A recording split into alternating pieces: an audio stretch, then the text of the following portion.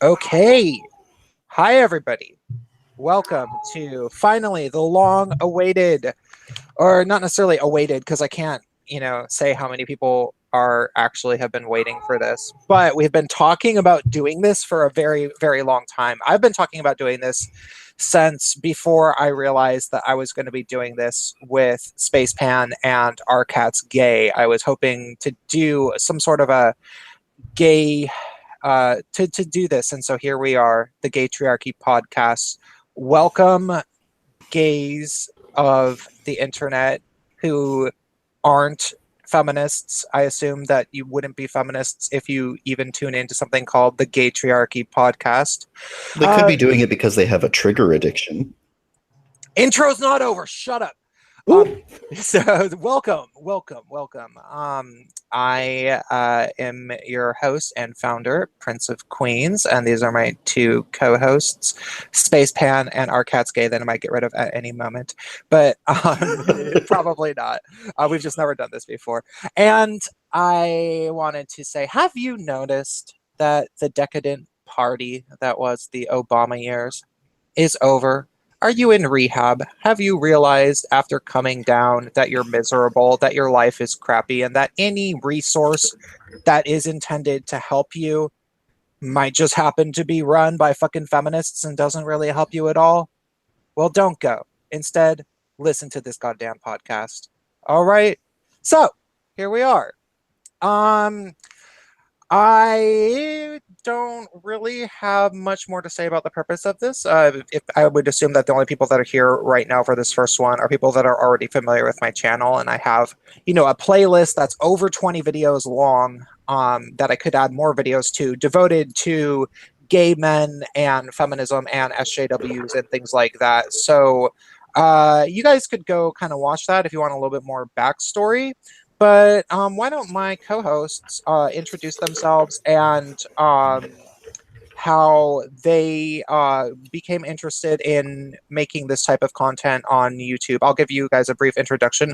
First, immediately to my left is Spacepan, who I would say is maybe a little bit more of an MRA than he is gay. But why don't you tell me? Am I wrong? No, that's not wrong at all. That's based on time. That's actually mathematically very true. Without getting too depressing, right?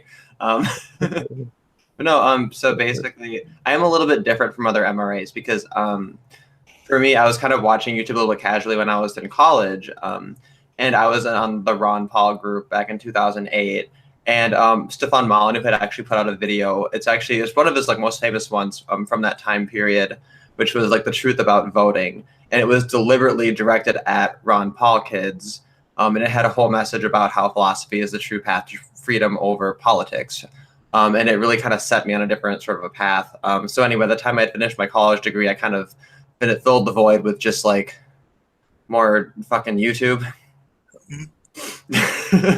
And then eventually he had done interviews with different MRIs, both Karen and Paul Elam, I think in the same year, I think both in 2013, which was the same year that, or it was early 2014 when Allison Tiemann, Hannah, and Karen had formed Honey Badger Radio. So anyway, all of that, I kind of lurked and watched all of that form slowly over many years. And I think that probably a lot of other people who watch things are kind of in that cluster as well. And then other people probably joined a little bit later on too. And that was around the same time we were in Sargon first become a thing too. But anyway, for a while I just kind of lurked, and then eventually I went out to the first International Conference of Men's Issues in 2014.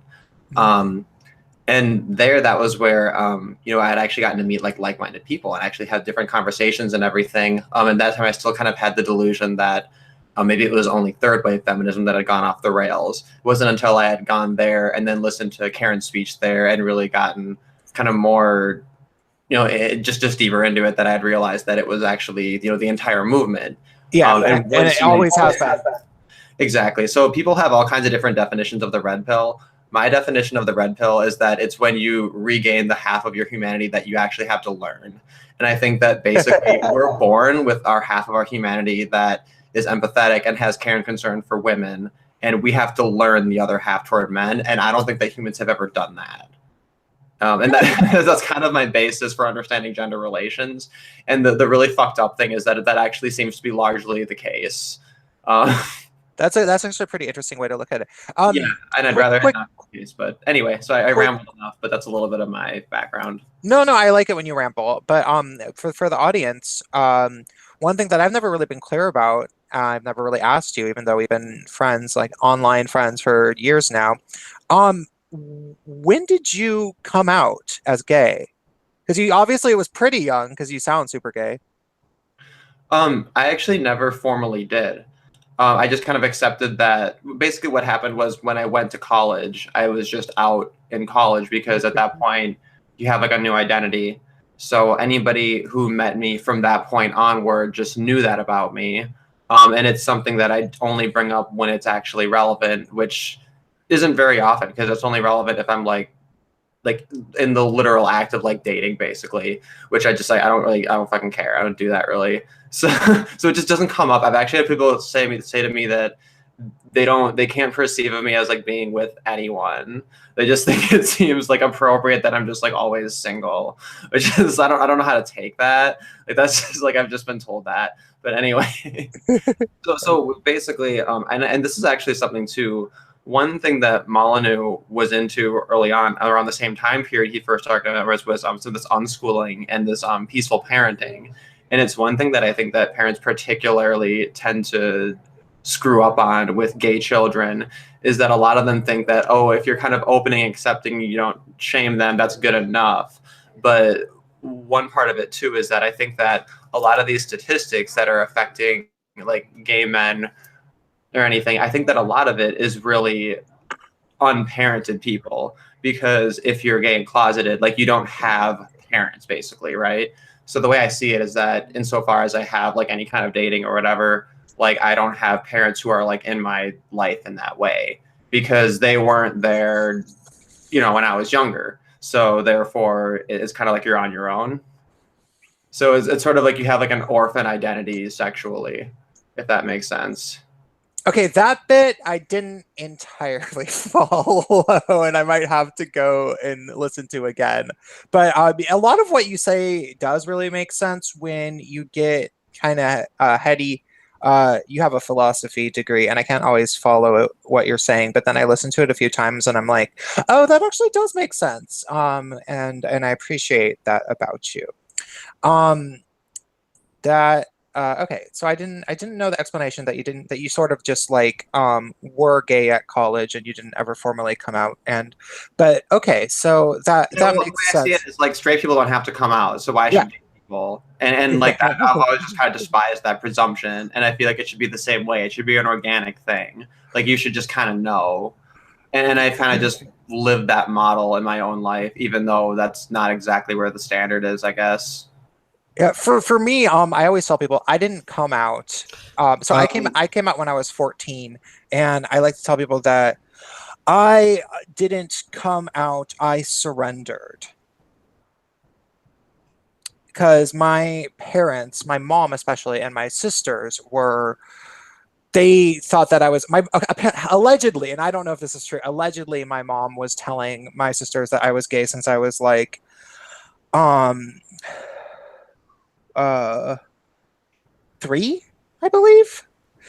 And so by the time I was 12, they were just, like, you're gay. And so when I went to high school, and I went to an alternative high school, it was just like, okay, I'll just admit. But see, they were all feminists, and they desperately wanted me to be gay because they hated men that much. So, yeah. Did you guys forget about me? No, not at all. Not at all. I wanted that little bit of clarification from Spacepan at the beginning of the thing about coming out. And you just had your whole stream dedicated to you and your life history. But let's give it a little brief version of you have to remember I'm moderating this thing. We have a little bit of a format. Mm-hmm. No, don't worry, Arcatsuke. After you finish your bit, I also have a question for you too. So I'm gonna get cozy with my beer during your nice long introduction, and then I'm gonna have a question for you, so you get even more of the stream. And hey, by the way, Saint of Bacon, because I like your channel, you are now a moderator. Use your Use your Wrench. powers for good. Use your powers for good, because I kind of suspect you're going to have to use them tonight. Well, he didn't get canonized for nothing, right? Bacon is very cool. I've talked to him before. Yeah. So, okay, Cats. Brief intro about yourself, why you started your channel, when you came out, why you cared about men's rights, and that kind of crap. Hello, everyone. I'm Arcatske. I'm the newest YouTuber here. Yeah, so I'm about the same age as Prince. I never saw myself becoming a YouTuber. I came out. I'm a bit strange. I came out in middle school, and then I went back into the closet because I fell in love with a straight boy that I didn't think would accept me. I was also extremely religious, so then I came out for the last time after college. I mean, I don't know how I thought that I could be telling people I was straight while I was still hooking up with guys on Craigslist, but yeah. And he decided to say that he was straight because he thought that the guy he was in love with wouldn't like him enough if he didn't say so. Well, yeah, I was deeply confused. Well, I mean, like, he told me this story about like a best friend that he used to have who came out to him in a movie theater while they were sitting next to him, and then he's like, and so yeah, he told me that, and I hopped back to the next row next to a girl, and well, he didn't come over to my house anymore. And in my young, very fragile mind, I was like, oh, okay, not coming out to this one. You're like, oh wait, so yeah, if I come out to you, you're gonna. If I don't come out to you, you'll sit in the same row and maybe give me a hickey. There's something like that. I mean, like, it's intellectually indefensible, but you know, when you're a hormonal ninth grader, who knows what you think? Especially when you grew up with the same 20 kids for like second grade through 10th grade. I mean, like, I was sheltered, let's say. Yeah, and that's a very reality distorting difference between the two of us. Like when I try to imagine what things must be like for you in regards to that, I can't really relate because I grew up in the inner city of Seattle, and it's just very different for me. Like, yeah, I have no concept of like of urban reality. Cities and large crowds are sort of like movies. They're just these abstract things that I'm aware of. I even go to them from time to time, but I don't have any natural sense with them. As far as me, the YouTuber, my main issue is I've always been aware of how full of shit feminism is, particularly the way they treat men. Even when I was closeted, I started reading Christina Hoff Sommers. Maybe on some level, at the time, I thought was to, you know, justify, like, you know, well, of course, the reason I'm not having sex with women is because, you know, they're all these crazy feminists, and then she made me feel good about not being a feminist. In retrospect, I realized, no, that really was just kind of like a surface thing. The real thing was I was just sensing intellectual duplicity and double speak. My moment, my red pill, whatever you want to call it, when I became a YouTuber was when I saw this article on The Verge about Grindr and how they had broadened their categories to include transgender individuals and I believe cis women also, basically other gender identities on an M for M hookup app. And it was just it was the straw that broke the camel's back. And Yeah. I'd already learned that you can't talk about these things on Facebook because I got just royally flamed out and kind of ostracized by a lot of my friends when I started talking about the stuff. Because, you know, California, Bay Area, gay, like, there's just some things you don't do, and that's one of them. So yeah, and I didn't want to become unemployable because, again, Bay Area jobs check your Facebook feed. So yeah. I made an avatar. This guy hates women. Oh my god, no, seriously. He's unemployable. Like, he's an HR nightmare. He has a personality and thoughts. He doesn't want to fuck a vagina from a hookup profile. Mm-hmm. Don't hire him. No. Oh, as if they need much of a reason not to hire someone, particularly if they're male. But yeah, so I made my first video on on my phone because I didn't have a desktop at the time, and I didn't know what I was doing. I had some background in film from college. I was a film studies major, so I had a couple student films, but mostly I just watched a lot of movies and wrote really long jargon-filled essays about plot structures and semiotics and a bunch of stuff which I can barely remember anymore. But yeah, so I did that, and I spammed your channel because at the time I didn't realize that you really aren't supposed to do that, but I did, and we all do it a little bit though. yeah, We all do it for a second. we all have to start somewhere, and I spammed your channel, and I realized that because you had I forget which one it was, but you had just uploaded it. It was only up. It had only been up for like, I don't know, 10 minutes or something like that, and I was like, oh, okay, this is perfect. There's like only 2 comments. It was just 10 minutes ago. If he's ever going to check the comments, it'll be now. And it didn't go right to the spam filter is the other thing. Yeah, I was very lucky, and you happened to like it. I really liked it, and I shared it, and it became a saga actually of me sharing your video because it ended up resulting in a conflict between me and a moderator who said that it was hate speech. And I was like, well, what is hate speech and what gives you so much authority, Mr. Man? And then he ended up banning me, and it was this weird thing. So yeah. I was an agent of chaos and censorship, and yeah, I've been making them ever since. I've only been doing it for about I've been doing it since December of last year, so I guess like not even 4 or 5 months. I have since then I'm not using my phone anymore. I bought a microphone, which is hopefully working properly right now, and I've learned how to use editing software. And yeah, I mean, I'm kind of straying a little bit from some of the reaction commentary videos that I was doing.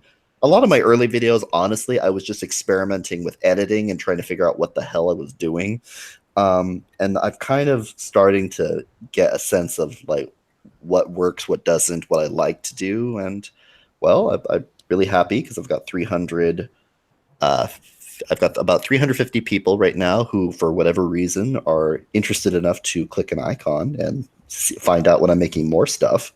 So yeah. I take a particular I took particular note in you for my own selfish reasons because you're a gay guy that is talking about and that's why I started this podcast to bring it all back around to the intro. Is that I believe that maybe our cat's gay a little bit more than Spacepan. But Spacepan can definitely help because he's a true-blooded MRA and knows all the arguments very, very thoroughly. You're a Murrah.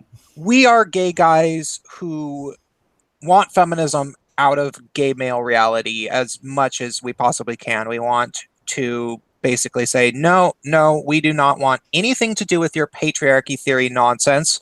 We can prove exactly why it's nonsense as gay men in a unique way that just about nobody else can.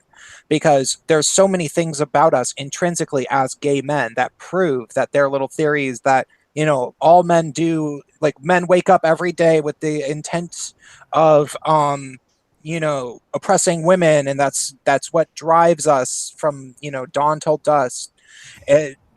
We prove that that's not true. And when Our Cat's Gay talks about that, it resonates with his audience, and that's what I want to do with this podcast. And I want to explore issues related to gay men and all men. And I hope that it is a successful endeavor. And thank you very much for the $5 super chat, Mythic Relic. That's really, really nice of you. So, yeah. Now, what we're going to be talking about this evening as our first subject of conversation, and then we can wander around wherever we want to go, but we were going to be having a little bit of a actual debate because you might say a snip of conversation. Yeah, a little bit of a snip of conversation because Spacepan and Our Cat's Gay have never talked, but they have certainly talked about each other to me. And the thing, I mean, not like a whole bunch, but I don't remember what Spacepan said that he wanted to say to Our Cat's Gay, but he mentioned that he wanted to stream with him. He mentioned that he seemed cool and worth streaming. Our Cat's Gay said, and I think this came as a result of both of them have guest videos on my channel that you guys should go watch if you haven't seen them already. After they both posted their guest videos, they talked to me a little bit about each other, and both of them, liked each other. This is not like they have any problems with each other, but the thing that what's their the Our Cat's Gay believes that what's Spacepan is not, I don't want to say wrong about, because that's not exactly, he thinks that Spacepan is a little preoccupied with the wiener chopping thing, I guess is the best way to say it. Not to be a dick, but if by the way, people, if you're triggered by puns, you should just leave. Like, I will trigger the hell out of you because that's just what I do. Yeah, and I'll just sort of say my perception. I want to say I'm going to be sort of moderating this if this is going to be a debate. I'm neutral in the way that I ultimately do side with Spacepan. I am uncircumcised. I'm glad I'm uncircumcised. I think that people should not circumcise infants from birth. I think that the effects of infant trauma are not super well known, and it's probably going to be really hard to ever really know how much infant trauma affects young children. And then there's like all the arguments about lack of sensitivity, and I've certainly never gotten a dick infection from being uncircumcised. I like my penis. I have had boyfriends that have had uncut dicks, and I like that, and that is my stance. However, I also can see that there is an argument to be made that Spacepan acts like it's the most solid MRA argument, that babies are always circumcised and that's treated as normal. Therefore, he focuses a lot of attention on it, and I'm not sure I agree that it's the strongest argument. And I think that that's the main thing that Our Cat's Gay is criticizing about him, is that he just focuses on it a little bit too much. That's my impression of this going into it, and that's how I'm going to moderate this debate or discussion. The pink blood sports. The pink sports. Pink sports. Yeah. No blood sports. No. We blood is red and tacky. We prefer pink. As a nurse, I must say I am adamantly against anything that causes blood to flow, except in arteries where it belongs. So how about something? So how about this? Because of the fact that this was inspired by Spacepan's particular passion about being anti-circumcision, why don't he have the floor first to sort of state his case? Because this was not something, he didn't come to Our Cat's Gay. Our Cat's Gay noticed that he was very passionate about this. So I want to give him a chance to explain his perspective about why he's so passionate about this first. You get the opening salvo. Okay, great. And it's a totally valid criticism, because I absolutely do place a disproportionate focus on it. And I think that part of it is, I don't know, I guess you'll find that with people who are MRAs or people who speak to any issue, they tend to gravitate towards a particular body of issues. There's a lot of reasons that I think that focusing on the circumcision argument is so powerful. One thing is that it is on the decline. The vast majority of the world doesn't do it. Like, the US is considered extremely weird for having a practice in it. There's definitely this entire angle of a medical, like a financial, what's the word I'm looking for? Ulterior motive, right? These doctors are getting money for doing it. And the most fucked up thing about it is that when the government stopped covering it, and that parents were looking at, paying a couple $100s to do it themselves, to pay for it themselves. I mean, that actually is the single biggest contributor to it declining, which the reason that I pointed out is because if you think about a male life, like, this is the beginning and first thing, right? And what I do is I set this up because what I want to do is show people the narrative of, all these regret parents, all these parents who do this and then regret it later. what they say is, oh, if only I could have done more, I would have, done more to protect my son. And it's a setup, because what I want to do is, first I have the circumcision argument, and I think that it's totally solid. There's absolutely no reason to do it. It's completely despicable. I do hold that anybody who's ever performed one on an infant should get the death penalty. And I actually hold to the extreme. I'm sorry. Yes. I just want to. That's my position is death. That laughter was not to mock you. It was just literally that I've never actually heard. I've never heard you say that out loud before. So that is a position I hold. That's where I'm gonna. I know if someone wants to maybe argue with me to like say if they beg for mercy enough that like we'll just give them like, I don't know, like 50 years in jail or something, like I'll hear it, but that's where I'm starting. Just like Donald Trump has negotiate from a position of power, and I think that I can go that far. So I'm at the very end of the field, and my point is, look, I can stand here and I can defend these positions. Where the fuck are you? Like, maybe you're not maybe you're not at the 100-foot mark, but maybe you're seeing me and you're like, you know what? Fuck, I could go to 85. I could go to 90. And it's not just a rhetorical thing. It's not just because I think it's rhetorically useful. It's because I recognize that, like, I legitimately can hold the position, and it's a very strong maybe, and I can't in good faith say that I'm wrong, and I say that. So I'm going to say the position, state it loudly, and I'm going to bait someone into proving me wrong, that we shouldn't have death camps for people who cut babies, and that we shouldn't shun them as baby rapists. And frankly, I would be willing to entertain punishing the parents as well. Like, you have your baby circumcised, it goes wrong, your baby dies. You know what? Maybe the parents should be guilty of negligent homicide for being, part of this. They, had a doctor hand it over to Larry Nassar, someone who's worse than Larry Nassar. So, but the reason I set up that is because first there's the circumcision debate, right? And then all these regret parents say, oh, if only I could have done more. And I say, okay, have you thought about boys in education? Have you thought about the suicide rate? Have you thought about his risk of violence? Have you thought about the fact that if he is the victim of a female perpetrated sex crime, that it's not going to get counted the same way? He's not going to get taken seriously. Have you thought about any of these other issues going through his entire life? Have you thought about the fact that when he's older and he works, he's more likely to work in harder labor where he has, a higher chance of being part of the workplace death toll?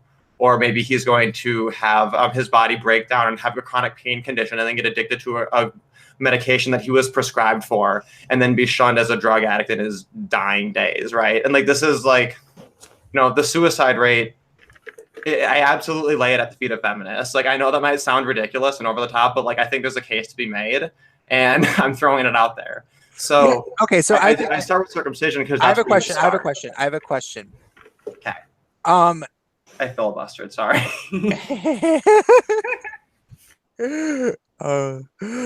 So a lot of what you were just saying didn't have that much to do with circumcision, clearly, but I know that a fair amount of it did. And I want to be very explicit about what you think. I want you to be clear about how do you think that circumcision might have led to circumcision itself, just by itself, might have led to suicide rates, and maybe, because I think you said urinary tract infections or some shit like that.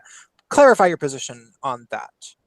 Well, actually, I can take that in a relevant but different direction, which is one thing that intactivists get blamed for is that, a lot of young men, when they learn the truth about circumcision, when they learn about, the loss of sensitivity, when they learn about these ongoing issues, when they realize it's reality, and then they're reminded of it every single time they look at their penis, and it's something that pushes them over the edge into suicide. And there have actually been cases where you've had suicides tied to this, where intactivists get blamed for it. So I did want to actually mention that, because I think it's something that's definitely... Wait, when you say intact. Oh, okay. Yeah, it's it's a blind. Yeah. Okay. An intactivist is an anti-circumcision activist. Exactly. So when Derek uses and by the way, Chad, if in case you're confused, Spacepan is Derek. They're the same person. So because someone asked that. So yeah. So what you're saying is that when somebody realizes, reiterate that thought. Well, what it is that you have young men who have committed suicide over the fact that they're circumcised. And then they point and they blame, well, you guys are the ones pointing out all the problems with circumcision. If you hadn't done that, Yeah. then he wouldn't have killed himself. Okay. You know, and obviously I don't think that's a valid point. I think that I say, sorry, like, you chose to do this to your son. Like, it is your fault. And nobody's willing to say that. We have such a strong culture of don't criticize parents, right? And it's because, you know, most of us are parents, and like most of us are raised by parents. Parents have a really, really strong group within a culture, right? So you have this ongoing pressure and culture to, like anything that doesn't shame parents kind of works to their advantage, and they've created a culture where they seem to be, you know, they're too immune to criticism. They're not virtually immune, but Yeah. I don't know if you guys think that's fair. That's been my perception. Oh that yeah, it's yeah, yeah. taboo People to are. criticize someone's parenting style, even when it's super well established. Oh And God, it's so yeah, no, that's something I've definitely noticed. People get so butthurt about like even the smallest criticisms of parenting and even like the most obvious bad parent. There was this girl I always just quick aside, this girl back when I was a raver in the early 2000s, um, she would post on these message boards and like she would drive all the way up from like Portland, Oregon or Oakland, California to go to Portland, Oregon and go to some rave, and she would take all these drugs and she would then like try to explain herself like, just so y'all know, I don't always use as much drugs as when y'all see me. It's just that I drove all the way up, so I want to use all the drugs. And then she would like bring her kid to the rave. She'd like bring some like, you know, like 7-year-old kid, and she'd be like, "Oh, I take my kid to the raves because all the other kids, like, because the coolest kids are all at the raves for him to hang out with." And it's just like, and eventually I was like, "You are an awful parent. Like, why are you talking about this?" And people were like, "You shouldn't say that to her, man. You shouldn't criticize her. That's not cool, bro." And it's just like, no, I'm sorry, no. So yeah. That's a definite a thing that people have, like, you know, you're not allowed to criticize parents, and then parents get really defensive if you were to say, hey, maybe you shouldn't have circumcised your kid, and not just maybe you shouldn't have, but maybe America shouldn't have. And that becomes a very strange dilemma. But could you talk about just a teeny bit about the points from the intactivists that they make regarding things like sensitivity and things like that that maybe would lead someone to suicide? well, I mean, the one of the figures that's always cited is like 20,000 nerves. People contest that. A lot of this is contested. What's But, the percentage of nerves again that's in the penis? oh, the whole percentage shit, I don't know if I can give that much of a breakdown. I think that what people say though is in terms of sensitivity, it's either the foreskin or the glands. They're like comparatively pleasurable, but over time, the head of the penis, you know, it actually what's the word, kinetizes over time because it's not shielded by anything, which is why they have these products called like manhood, right? If you're cut, you can actually get these products that you wear, like basically an artificial foreskin to actually protect the head of your penis. And if you are a young man and you start wearing one, then it'll actually prevent some of the loss of sensitivity that occurs over time. But Oh God, I didn't even think about that. yeah, these are real products. I personally haven't tried it, but I am, you know, considering getting one because, you know, why the fuck not? It's a great idea, I think. There's some of them that are also restoration, and that's something that's a little bit. I actually, when I was at Burning Man, I met somebody he's like a doctor who like specializes in this, and he's actually like, this is his focus is on restoration and healing, and he does like a kind of a therapy and that sort of thing for like cut men, basically. He's a really cool guy. But I'm a little bit torn over the idea of trying to do that restoration, because if in the future they do have the technology to just like actually organically grow one, then you would have to, in theory, you'd have to be circumcised again. Which, like, this sounds like a great drama. This would be like a great like Black Mirror episode or some shit, like 100 years in the future. But so that's just one thing. There's that whole culture of trying to restore. But my focus is, you know, I don't make it about myself. I don't make it anything like that. My focus is like, look, if you choose to do this to your son, I'm going to make sure he grows up to fucking hate you for it. And if that doesn't motivate you to not do it, like, I don't know what the fuck would. because I can't motivate you based on the fact that he might die. I can't motivate you based on like the fact that you're damaging his sexual organs permanently. I can't do it based on the fact that every single time he looks at his penis, he's going to be reminded of the fact that you did this to him. Like I like I can't appeal to the harm of the baby because he's a male. And this is the reason we have men's issues. And I know it sounds ridiculous, it sounds conspiratorial, but this is the heart of it. Would you say like, this? Point to would this. you say this lack of compassion? You mean this lack of compassion that allows parents? No. This lack of compassion that allows people to treat male babies like this is the problem. Exactly. That's the core of every single men's issue.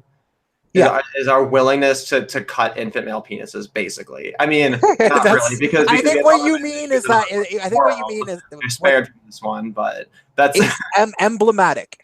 But basically, every single men's issue, I reduce it down to that. Like here's one thing: it's in philosophy. Reductionist is one of the F words. There's like 3 or 4 F words in philosophy. One of them is Ayn Rand. Another one is reductionist. And it's something that people will say when they're just being dicks, and they're like, "You're being reductionist." It's just a douchey way of calling someone simplistic.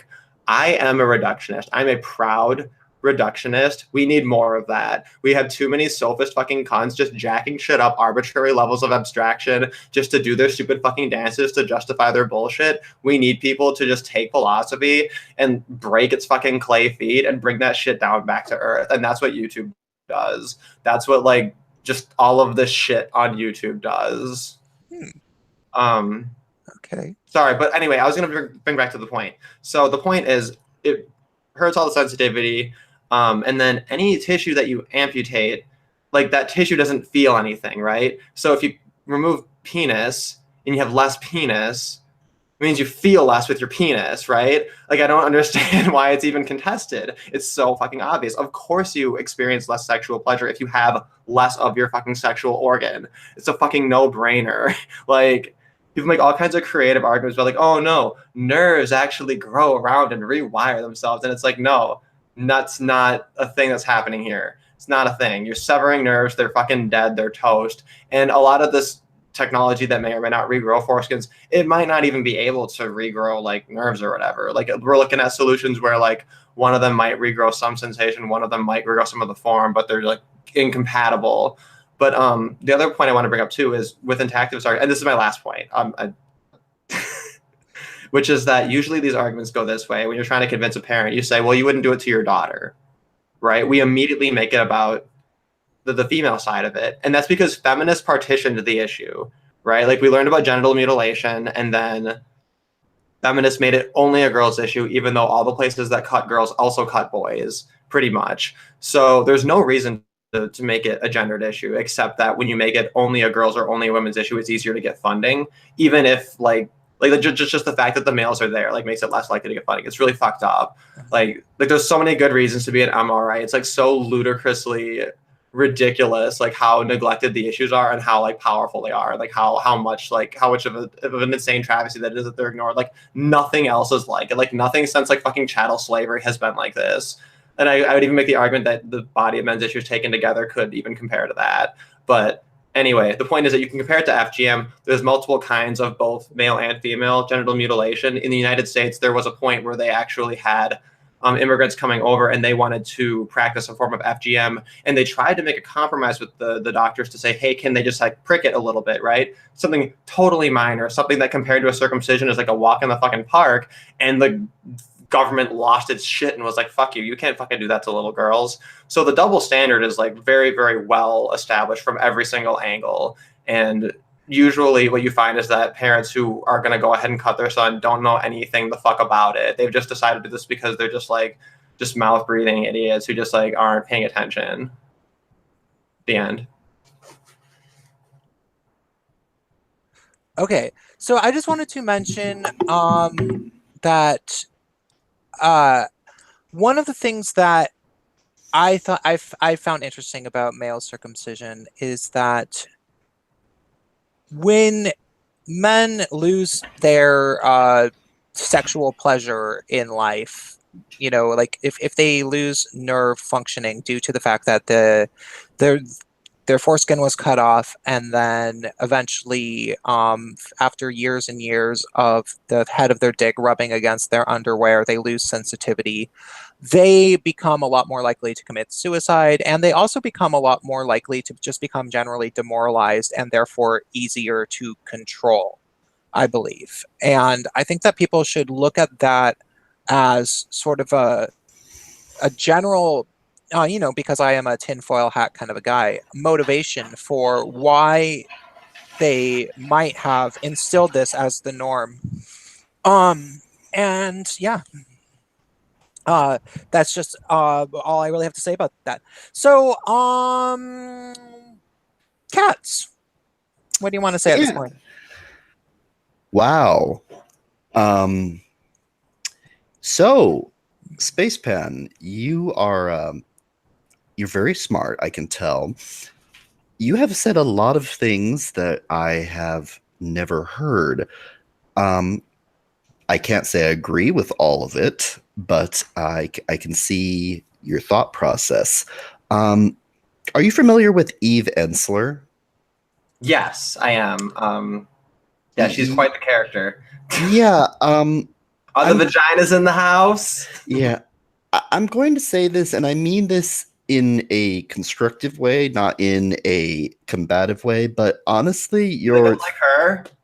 You are at least this version of you that you discuss with me. You are Eve Ensler, but just remove cunt with penis, and I don't like reductionism. I think that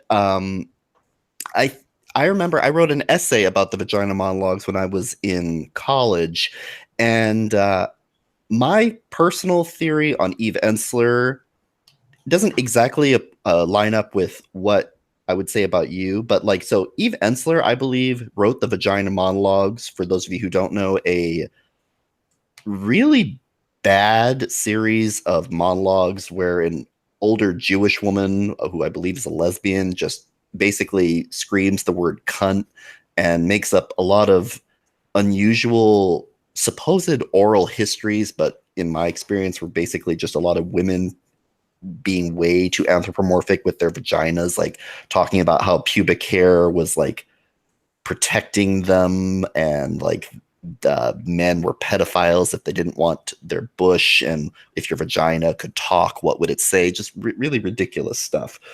Now, I'm not calling you ridiculous, Spacepan. You're not ridiculous. But I don't, in the same way that I think it's rather crude to reduce people and their whole kind of sense of being to an organ. Like, I think if it's ridiculous to do it with vaginas, it's I don't think that I agree with your position about the centrality of circumcision. I do agree with you that men are largely viewed as disposable in society, and the society is rife with double standards. Men are, by their nature, the warriors, the risk takers, the ones that are going to die, and women, the great incubators, the source of all replenishment of our ranks, are always going to be treated as more important on some, evolutionary psychology level. That being said, though, so you talk about the sensitivity and pain. So I will tell you, I come at this from a very different perspective, since I am a nurse and I come from a medical family. My dad is a doctor. My mom is a nurse. All of my aunts and uncles are nurses. My grandpa was a dentist. Like my whole family, we have been sticking sharp things in people and observing fluids and other things that most people would rather avoid. And, our Thanksgiving dinner conversation is interesting, let me tell you. So I just want to be very clear about this. I have never heard of men in any statistically great group killing themselves because they were circumcised. People do kill themselves for all kinds of sad and diverse reasons, but considering that circumcision in America is actually more common than being uncircumcised, just as a matter of fact, like my best friend, for instance, has 7 brothers. They're all circumcised, and it never came up. I don't. Let me. I'm rambling a little bit. I'm sorry. So basically, when we talk about like the pain that the baby goes through, babies do not feel pain the way you and I do. And I'll give you some example. I'm not even going to talk about the penis right now. Are you familiar with what happens to a baby when it is born? It literally, when it's coming down the birth canal, is its shoulders and other bones will often be dislocated in the process. Its skull will actually get warped in the process. Babies are in a constant state of being broken and reformed. They just don't feel pain the same way we do. I was circumcised as a baby, just to go anecdotal. I honestly couldn't tell you a single thing about that because my earliest memory is from when I'm 5. Most people that I have interacted with, and most of the literature which I have read from a medical, not political, but from a medical point of view, it does not come up. I mean, it's unless the only reason that a baby would feel pain in that area is if there was something that was done terribly wrong, in which case it's because the procedure was done incorrectly. But not even withstanding, the thing about circumcision that I think gets left out a lot is that it's not about, I think you ascribe very political motives to it. And for sure, there are some in some areas. But honestly, at this stage, the biggest reason that people get circumcised has more to do with hygiene than it does with any of the other things that we're talking about.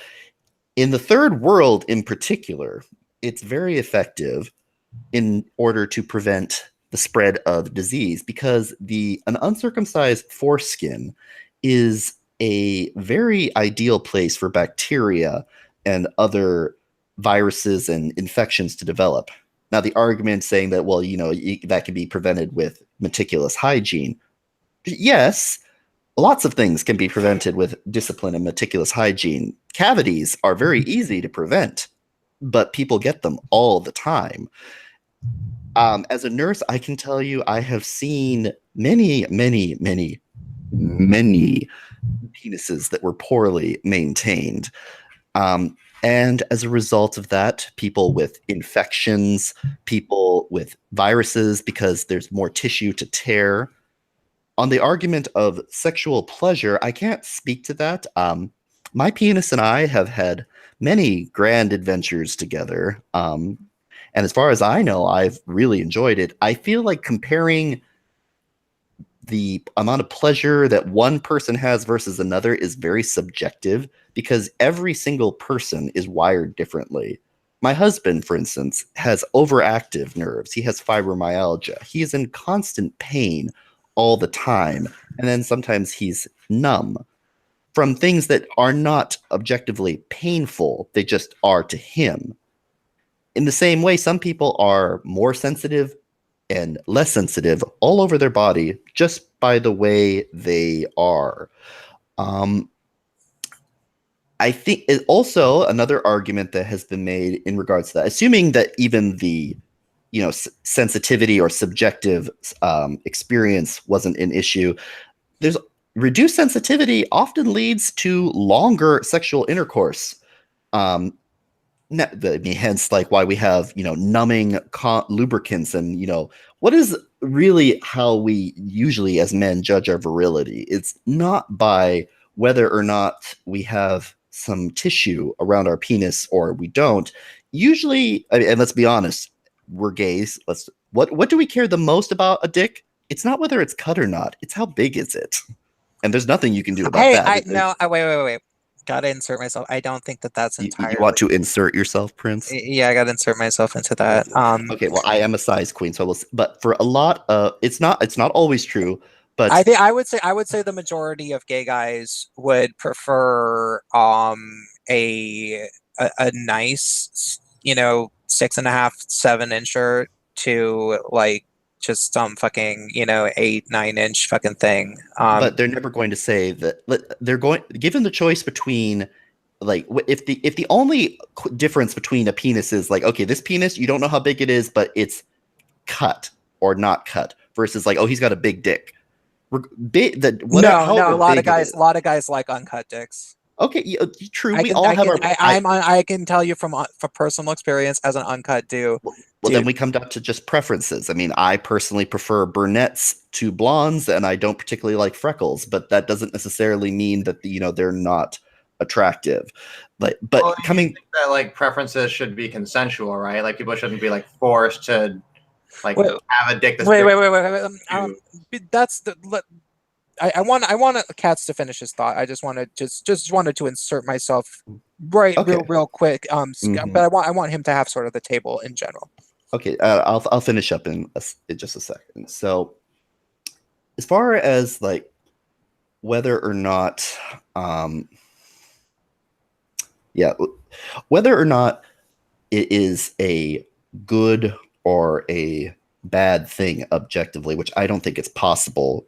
So, like it, basically, it either happened to you or not. Like circumcisions that are done much later in life are incredibly painful because you have a fully developed nervous system at that point, and there's a fairly lengthy recovery period from it. It's much harder. One of my early friends was Jewish who actually got circumcised later on in life, and he told his mom, I wish you had just done it when I was younger because I wouldn't know, but because this is really terrible. He did it specifically. It was kind of a weird thing where his mom wanted him to have the choice, and he decided to do it because he was very into his Judaism. But notwithstanding religious arguments, because that's a whole can of worms, and there's no my personal perspective is if you're going to do it when they're young. I personally don't think that it is a very I really don't think it's a very important issue. And I don't mean to completely invalidate everything that you were talking about, Spacepan. I just think that you seem, in the same way that Eve Ensler sort of summarizes the whole of like the womanhood in the vagina, I think that trying to reduce all male issues into just a single organ, into like everything starts with the penis, is just way too simple. Men are much more than their penises. The issues that they suffer are far more diverse and complicated. They has to do with men as a whole, because you don't know whether a guy is cut or uncut except like in locker rooms or in or sexual circumstances. I feel like as far as like a man is not necessarily going to feel emasculated in general. Maybe he will, but in general, he's not going to feel emasculated because he's been uncut. I feel like men feel more shame if they come too quickly. Personally, like I'm more embarrassed about like if I come quickly versus say whether or not like my penis isn't aesthetically pleasing or it's not big enough or whatever. Like if I come in 30 seconds, that's more embarrassing to me. But this is all personal stuff. Basically, I just think that circumcision is a perfectly valid option for people if they want to do it.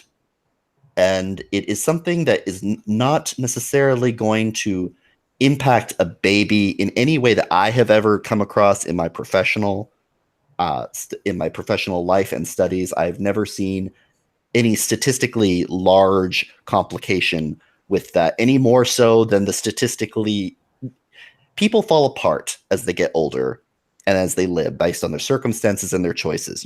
I think that the complications that one experiences from circumcision are possibly just as many, or even, in my opinion, fewer than those that you could experience from neglectful hygiene, torn tissue, caught it in the zipper, etc.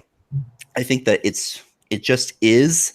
And I don't think that it is necessarily what MRAs should be focused on, because at the end of the day, it's just some skin. Okay. So yeah. Huh.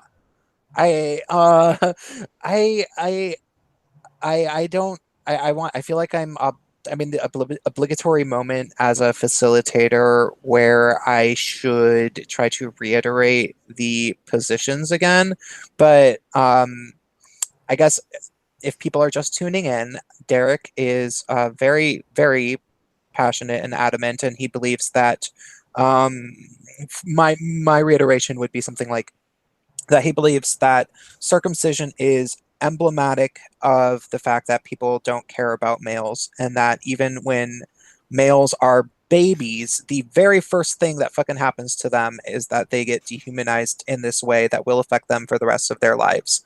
And that if we could maybe get people to care about that one issue, it would just make this huge, that would be a great starting point to get to the other issues for males. And Katz thinks that it's not super important, that there are decent reasons to have it, and that uh, you're circumcised, you don't mind being circumcised, and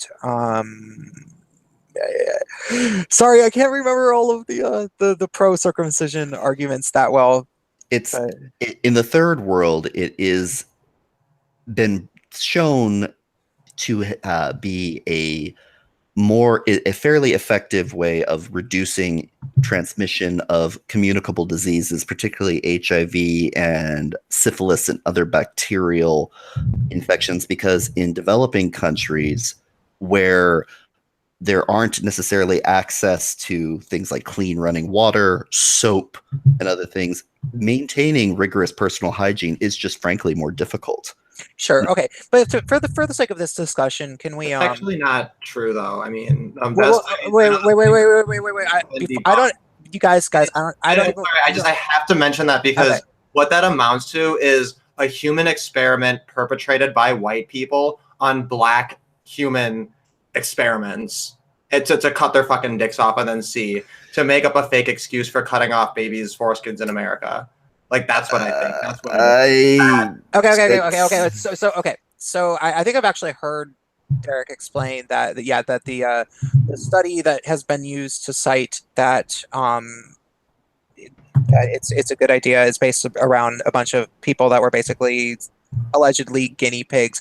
I don't know whether that's true or not, and honestly, I don't think that we should spend that much time trying to debunk that specific thing. How about for the purposes of this stream, let's keep everything confined to the Western developed world. That's what we're talking about. Circumcision in the United States it is worth mentioning that the practice was most popularized by Jews in the beginning, and depending who you talk to, Jews do not, especially if you talk to alt-right people, Jewish people are not white.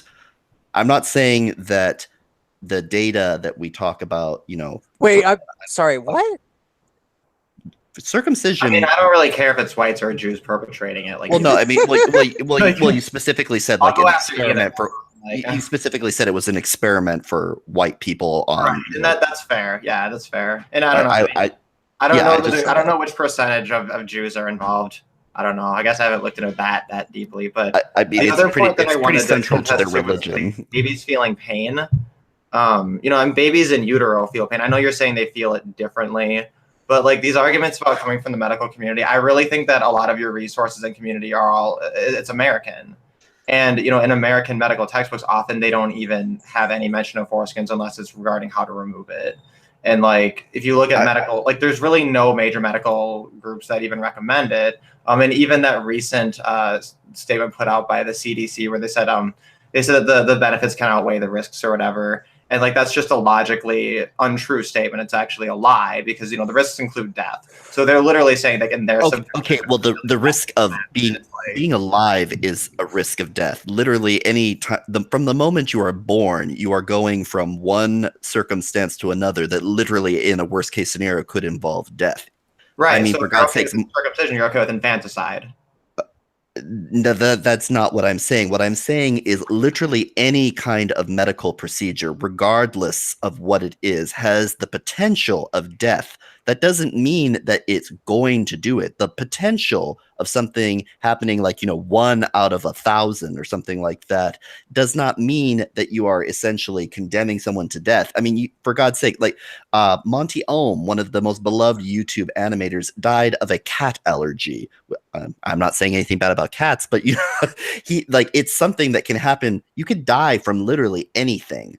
Like, you can die from appendicitis. You can die from an improperly cleaned bandage, or an improperly changed bandage. Like, it's not accurate to say that because you are, giving a child a circumcision, that you are condemning them to potential death. As much, like I said, from the moment we are born, we are potentially going to die any moment. We are mortal.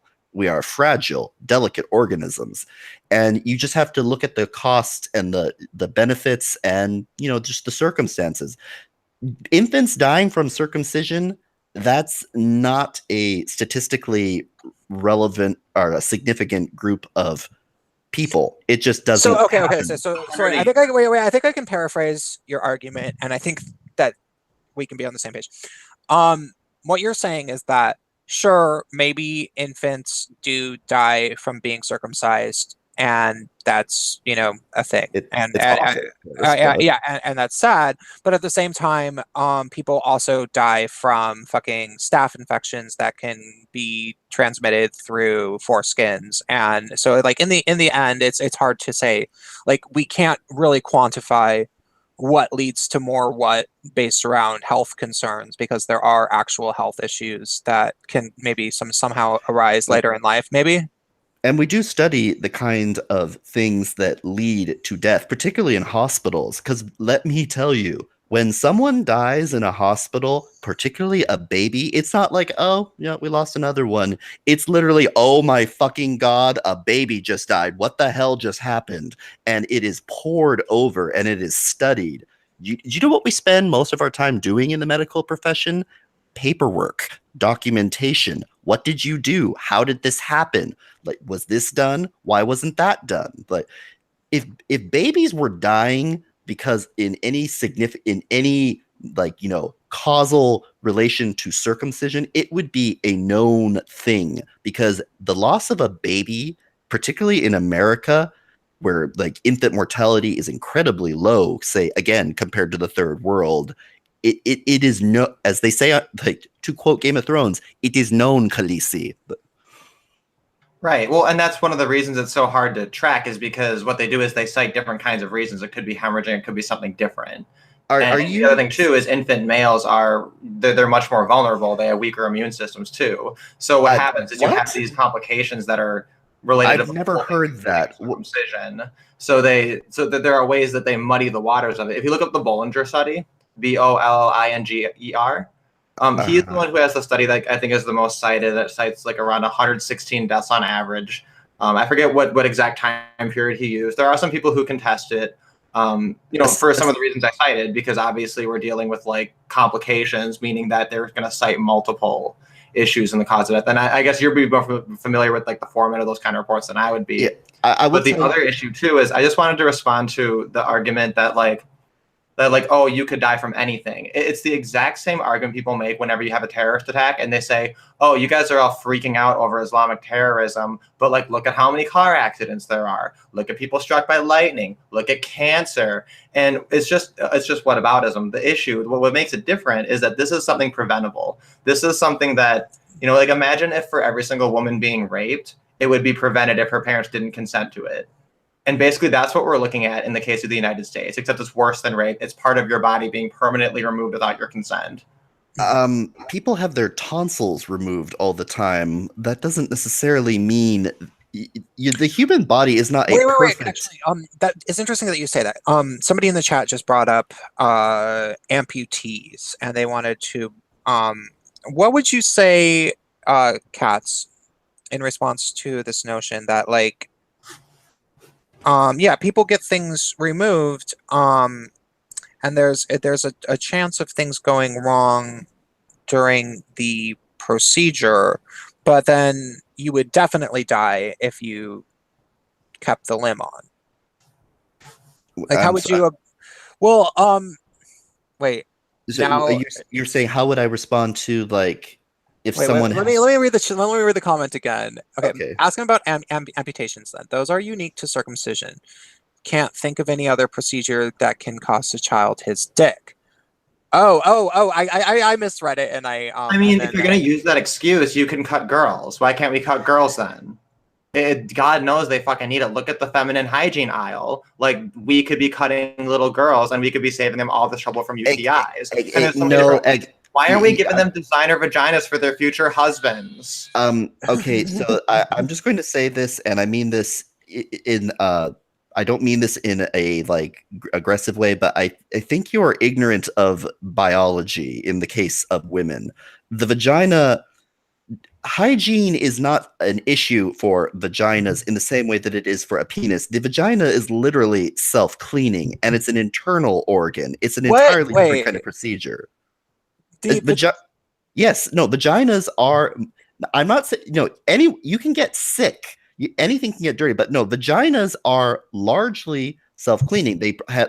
You've not heard of like refresh, like pH balance, like why douching is a bad thing, because that smell that we talk about for vaginas, whether whether it's a good one or a bad one depending on the woman, that's literally the process of the vagina cleaning itself. Like, so no, I've heard the same thing has been said about schmegma. And no, that's completely different. Smegma is a cheese-like substance. It's literally like an external kind of, it's more closely related to like pus than it's not. It's literally a growth medium for bacteria. It is not something that the body is producing for any kind of good effect. It's essentially like it's more like a male yeast infection. Whereas the vagina literally secretes acid and enzymes in order to regulate the environment to prevent bacteria. The reason women get UTIs so much is not because of, it has nothing to do with whether the vagina has been circumcised or not. The reason women get UTIs more often than men is because the urinary meatus, where they actually pee, is directly adjacent to the vagina, like to the actual, clitoris. Like I forget what movie it was, but it was really funny. It said, like, why on earth would God put a sewer pipe right next to a playground? I mean, like that's essentially why, because when vaginas get UTIs, when they become cross-contaminated by feces entering the by entering the vagina. It has nothing to do with whether if a woman was circumcised or not. That it is literally just removing in a much more significant portion, like the amount of tissue that's removed in a circumcision compared to, say, a female circumcision. It's like the difference between like getting kind of removing a fingernail, or not even a whole fingernail, like part of a fingernail, versus losing an entire finger. Which type are you talking about? It depends. Like if they're removing the lips, I'm not as familiar with, to be honest, on female circumcision, but I am familiar with the workings of sexual organs on men and women. Okay, so then maybe you can tell me, because if you have a either infibulation or part of the clitoris removed, I could see how that might be relevant in terms of preventing UTIs. Whereas the more minor versions of it, maybe not as much of an argument to be made, but I don't really know. It makes. But the point is like the chances of it are so low. Like of men who are left intact, the number of them who decide to get cut, it's ridiculously low. You mentioned earlier how like you've seen all these like different issues or whatever. The United States is notoriously bad at foreskin care. And it's particularly because a lot of nurses will tell parents to retract the foreskin. They'll like instruct them to do that despite like the baby screaming, and that's what'll cause a lot of it. It'll be fake phimosis diagnoses and stuff like that just to cover for what's essentially child molestation and just horrendous neglect. Okay, are you accusing my entire profession of basically being involved in a conspiracy to hurt young boys. No, I just think there's a lot of ignorance. And I don't know if it's like entire, but like because there are definitely people within the profession who are speaking out against it. Because like earlier you were talking about how like when like our documentation, when we talk about like infant deaths from say circumcision, how like it sounded almost like you were saying that we fudge the we try to say it's like hemorrhaging or something else. And it's I'm detecting a slightly anti-medical bias.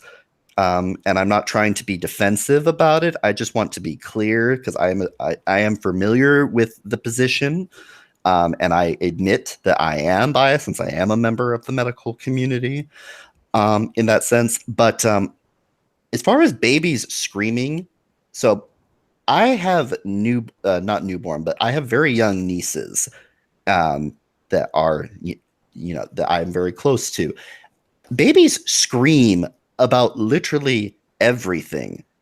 It is impossible to tell if a baby is in pain or upset just by the fact that they are screaming. There are other things you have to look for.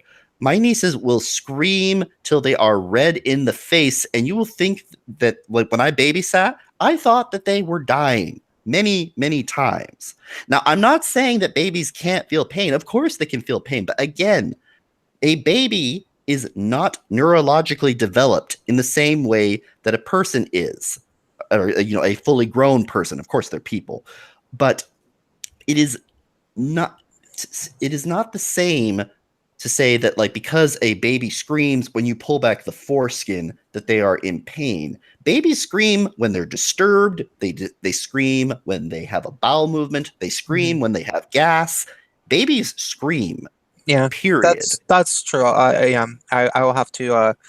It is the same screams though. If you hear a comparison, you can hear the difference. Yeah, but that's subjective. Derek, I have asked Katz about whether or not he's seen footage of babies being circumcised, and he is a nurse. Like, he has. We do see these things. Yeah, I have. Yeah, I haven't participated in one, but no, I mean, like, it's if you haven't seen or at least addressed the subject as a member of the medical community, then I would question where your degree came from, because these are all things we have to go over at some point or another. Somebody in the chat mentioned something interesting. Oh, and hey, by the way, guys, if you guys want me to answer your questions, or if you got something to say, super chats are a great way to do it. But somebody in the chat said something that is just a good point. How about the babies that pass out during the procedure? I didn't know about that. Is that a thing? They go into shock. They go into shock because the pain is overwhelming. It's unbearable. And then the parents mistake that for, they went to sleep. No, their baby's in shock. That's what's happening. No, I don't know if you're familiar with what it means when someone going into shock is not the same thing as becoming exhausted. Babies frequently cry and scream so hard that they become exhausted and fall asleep. That's actually one of a very common parenting technique with babies to help them sleep. You don't try to discourage or coddle them when they're crying. If you want them to go to bed, you literally just let them cry and scream as hard as possible so that they become tired and fall asleep. Babies literally have no other way to communicate when they're at a certain age other than to scream and cry for the most part. Like, out of all the parents cut off a little tiny bit of their son's penis every night to go to bed, and then the next night they cut off a tiny little bit more, and they'll just save the penis so they can just use it to help sleep. Again, I feel like you are. I mean, if I had to use a word to describe the way you talk about the foreskin, I would say it's like you seem to have fetishized it quite a bit, because it's not the entire penis. It's literally just a bit of skin, a bit of tissue that covers the gland. That's the principle. That's the point. Like, what if it was the whole penis? In fact, sometimes it is if it's botched, right? Like, you'd agree that's a bad thing, right? Well, if it's a botched surgery or a botched procedure is always a bad thing. That doesn't mean that the procedure is... The goal is to botch it. Wait. Let's let him answer the question. Sorry. It's all right. A botched procedure is a bad thing. but it's hyperbole to say that all of these procedures are just in of themselves botched. Like that's a, I mean, again, we're coming at this from very different perspectives. You are coming from the position that the penis is basically perfect the way it is. It represents man. It represents everything that, is the man. And by removing that foreskin, you are violating the child and literally robbing him of his manhood. It's unusual because, to be honest, most cultures do not actually talk about the foreskin. If I had to pick one part of the penis, the penis is definitely associated with manhood, but the balls are much more associated with virility and manhood. I think what you're talking about would be more like if we were castrating infant boys, because, like, for instance, in Japan, virility is not measured in penis size, and now you could make the argument that's because, at least colloquially or to some extent statistically, Asian men are just not quite as gifted, let's say, and that there are reasons for that, and it can change. But regardless, in Japan, virility is measured by the amount of semen that a man can produce, which is related directly to the testes. It has nothing to do with the size of the penis. A man with a small penis can produce an inordinate amount of semen, and a man with a large penis could, in theory, produce a very small amount of semen. Now, again, there are reasons for this: hydration, food, etc. But like I said, the foreskin, it's some peripheral tissue, and it yeah, I mean, like, it is what it is. It's there. It's essentially, I personally classify the foreskin in the same arena as, like, the appendix. It's something that you have, that you're born with. Sometimes it works out fine for you to have it, and sometimes you may elect to remove it, either as a preventative measure or because it acts up. It's just easier to remove it when you're a baby and you're not fully able to process and not able to remember that, because we don't form intact memories until we get much older. I'd say about the age of like 3 or 4 is when we start to be really able to actually recall memories. Babies don't even see the same way that we do. Like, for instance, if you were to show a baby a picture of a mother where the face is inverted, where, like, the nose is where the eye should be and the eyes and the ears are all screwed up, the baby can actually process the mother's face. We can't do that as grown-ups, but that's something that they're able to do, again, because the brain is still in the protean stage. It's not completely formatted yet. Well, okay. Can we talk a little bit more about the subject of it seems to be that there's not a whole lot of agreement. I think we're just at other ends of this, and I respect people. If people don't want to have the procedure, I think that's perfectly fine. I just don't think that it is. I understand where you're coming from, Spacepan, and wait, oh, go ahead. Could you agree, though, that that intactivists, or whatever they're called, anti-circumcision activists, that they are making a good point, and that there is, like, okay, the default is circumcision in the United States, and I don't think I don't think that there's any good argument to be made that it should be the default. And now, I'm not willing to take things so far as to say that, like, doctors should face any punishment for having done this procedure and that kind of a thing. But would you be willing to at least sort of compromise and say, like, okay, that could be addressed? Like, we should like, parents should have to pay for it themselves. It should be assumed that this isn't going to happen, and people should really be very well educated about the pros and the cons before they do it. I mean, I've always, as a nurse, my job is to educate people. Like, that's Uh-huh. one of the responsibilities. So I've always in favor of education and people making informed decisions. Decisions made in ignorance or haste are usually regretted. I just think that, and by the way, I am not necessarily in favor of saying that, parents should have to pay for it themselves, just because I feel like if and this runs into the whole complicated thing though about insurance and what is elective and what isn't, and it gets to be pretty existential. Um, I just think that it's something that parents are going to make the decision based on their own culture. If they're not going to do it, then they're not going to do it. If you're going to do it when they're little. That's how I feel about it.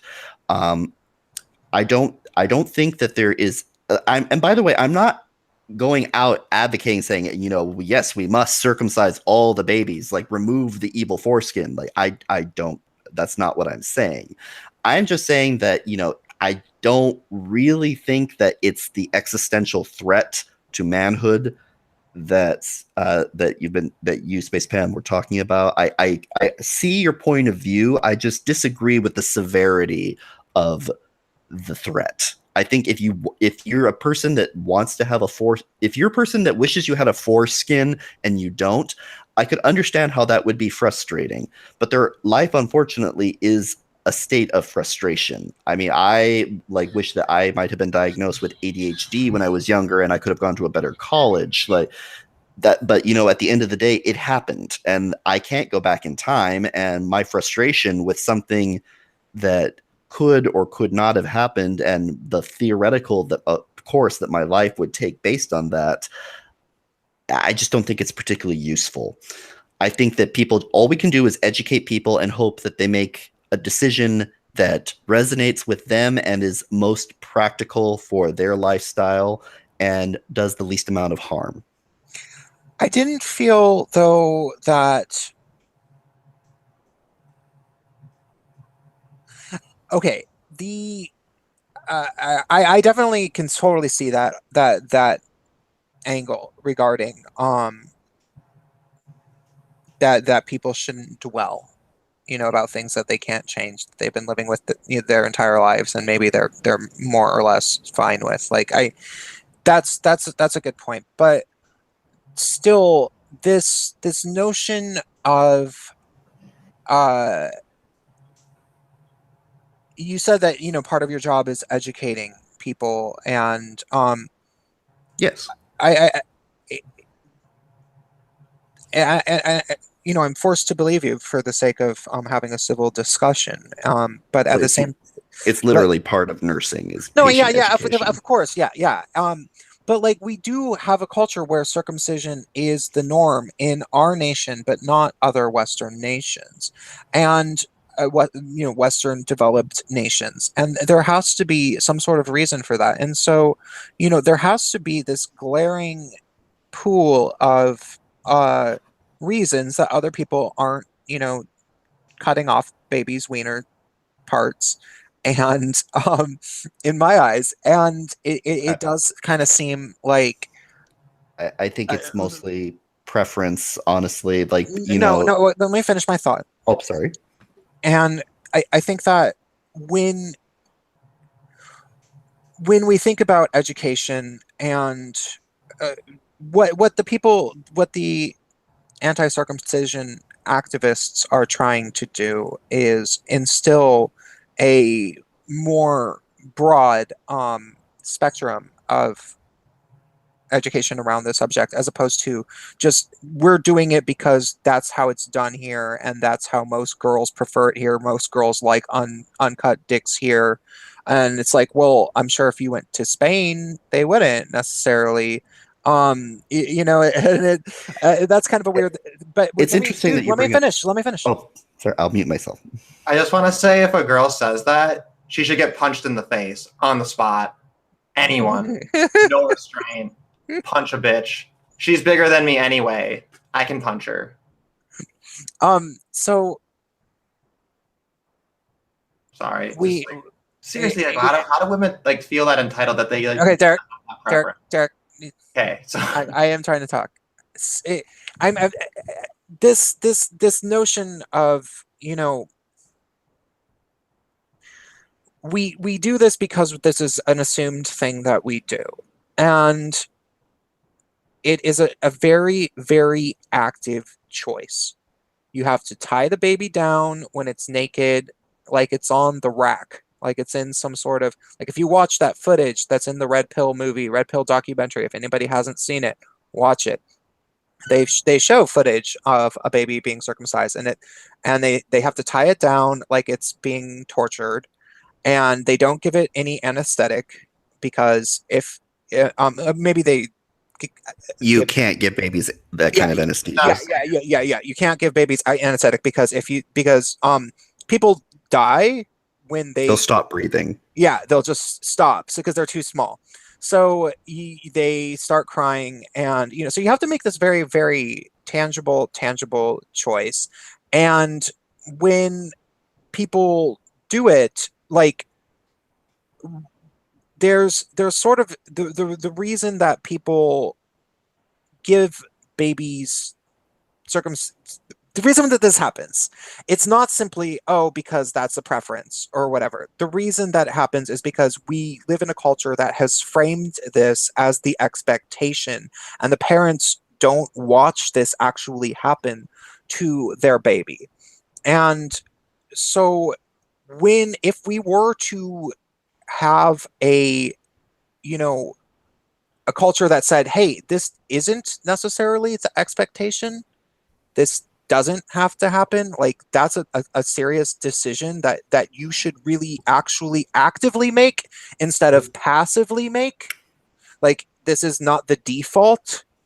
Can you see how big of a difference that would make? And, like, hey, if parents still want to make that choice after, then I personally am not going to be super invested in being an anti-circumcision activist. But until the default changes, I will support anti-circumcision activists, even if I think that some of the extremes that they take it are a little bit radical, because I don't think personally that the decision to do this should be the absolute default.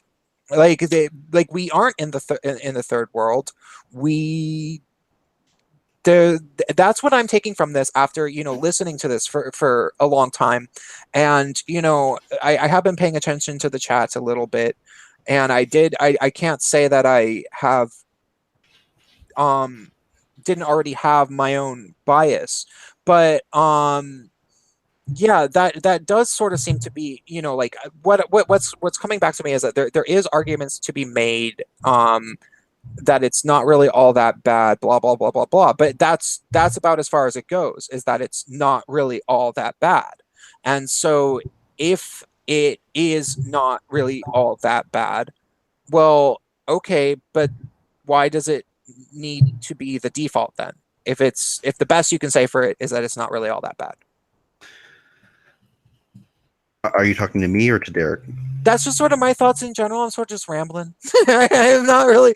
But does that make sense though? Does that make? No, I see where you're coming from. I mean, I guess my perspective is so. One thing I just wanted to clarify is my position is not that circumcising somebody is this abstract attack on masculinity. It's that it's a literal, physical, empirical attack on masculinity. You're literally cutting off a person's penis, like, and that reality alone is. Gosh, fucking damn it. Stupid real friends. But the whole point is that totally derailed me. The fucking doorbell rang. Oh my god. So oh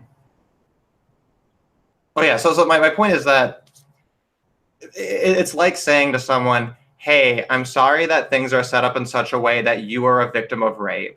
Now, I don't want to take rape off the table, but I want to make it not the default. I want to make it not the default that your parents rape you.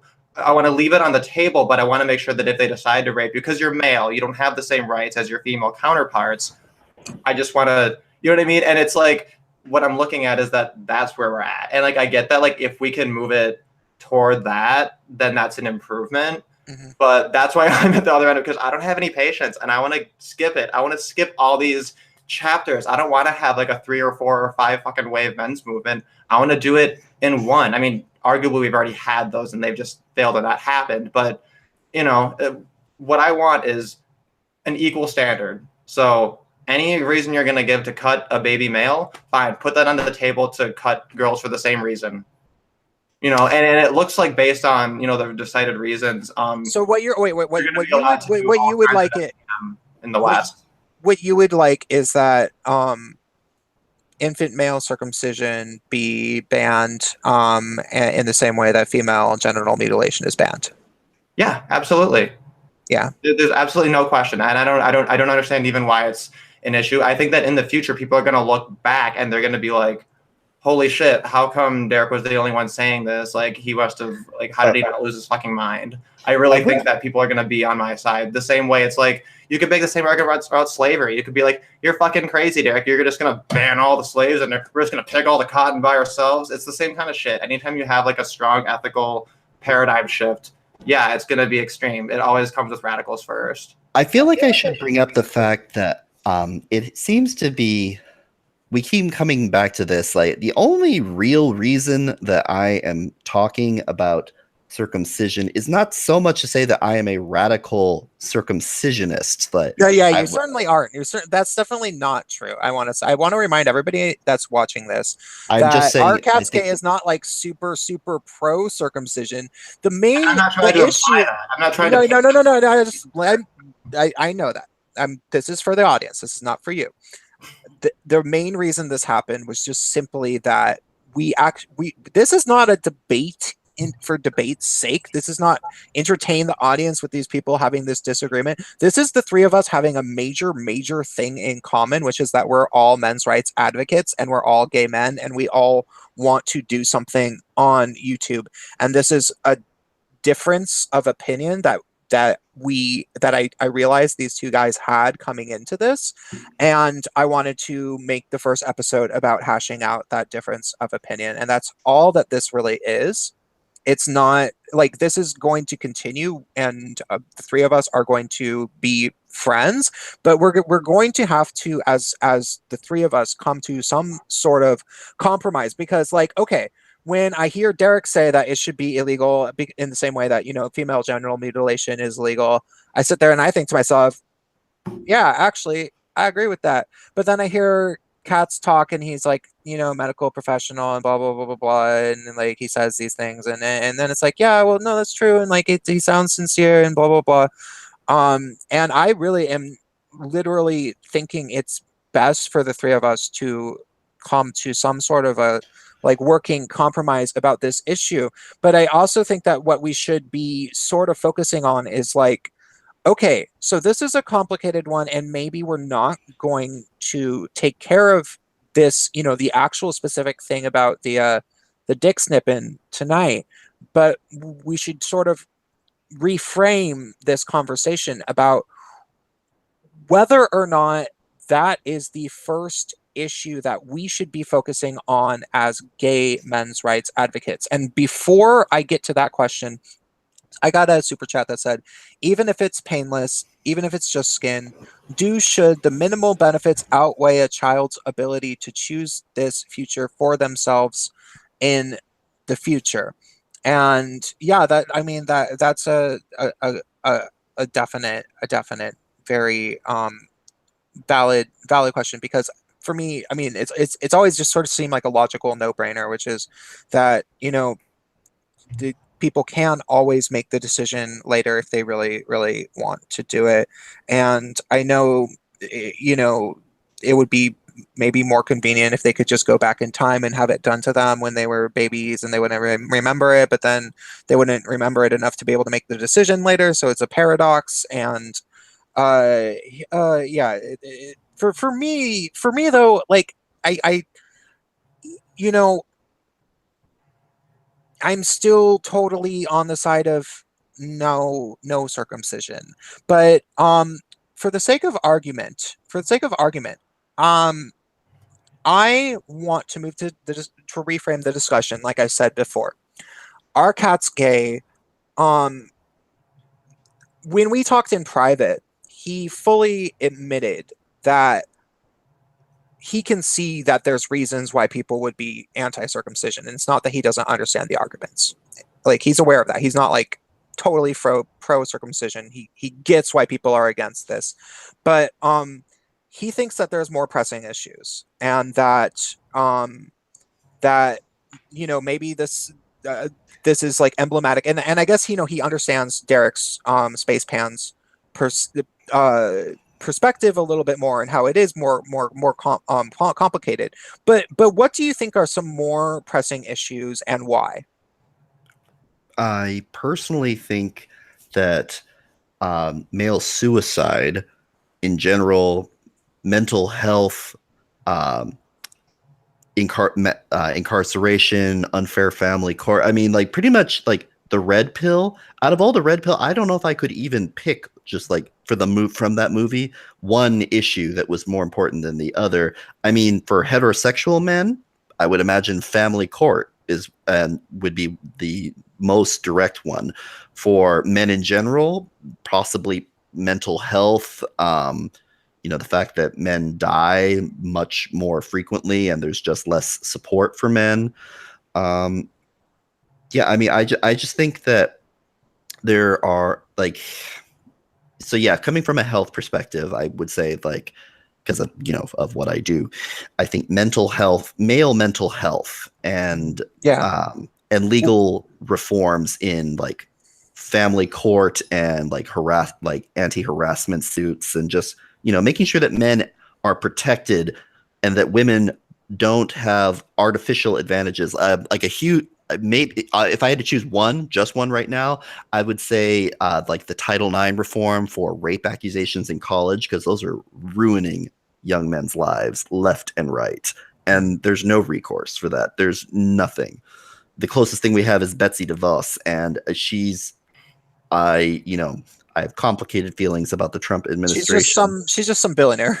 Yeah, she's just some billionaire. Although I will say, in the same way, it is interesting, at the risk of sounding just a shade pro-Trump, it is interesting that Trump, whether it's something that he did or it was just the universe aligning correctly, was the only one who could get North Korea to say, okay, maybe we'll talk now. Whereas presidents prior have been doing the same thing with North Korea for decades and nothing ever happened. And in that same kind of, well, maybe it is, maybe it isn't, Betsy DeVos, the one who, like, people say she's not qualified, is the only one who had the balls, let's say, the ovaries, whatever, like, to say, like, Title IX, kangaroo rape courts. Yeah, this is baloney. That we need to get rid of this. And all of like the tenured academic, educational bureaucrats are like clutching their pearls, like, no, we need our rape tribunals. And so, so if I had to choose one, my final answer, Title IX reform. Okay. And Derek, what would you say? I imagine you would probably say suicide too. But yeah, I mean, it's on there. I mean, basically, men's rights issues are like Thanksgiving dinner, which is once you have all of them plotted on there, you can mix it all up, and because they all feed into each other. That's a good way. Yeah, just like you mentioned earlier, how you're kind of tying in circumcision to suicide, and I don't necessarily make that direct argument, but my argument is essentially that there's a root of essentially not caring as much about men and boys, and that's the overarching thing, right? So I say the empathy gap.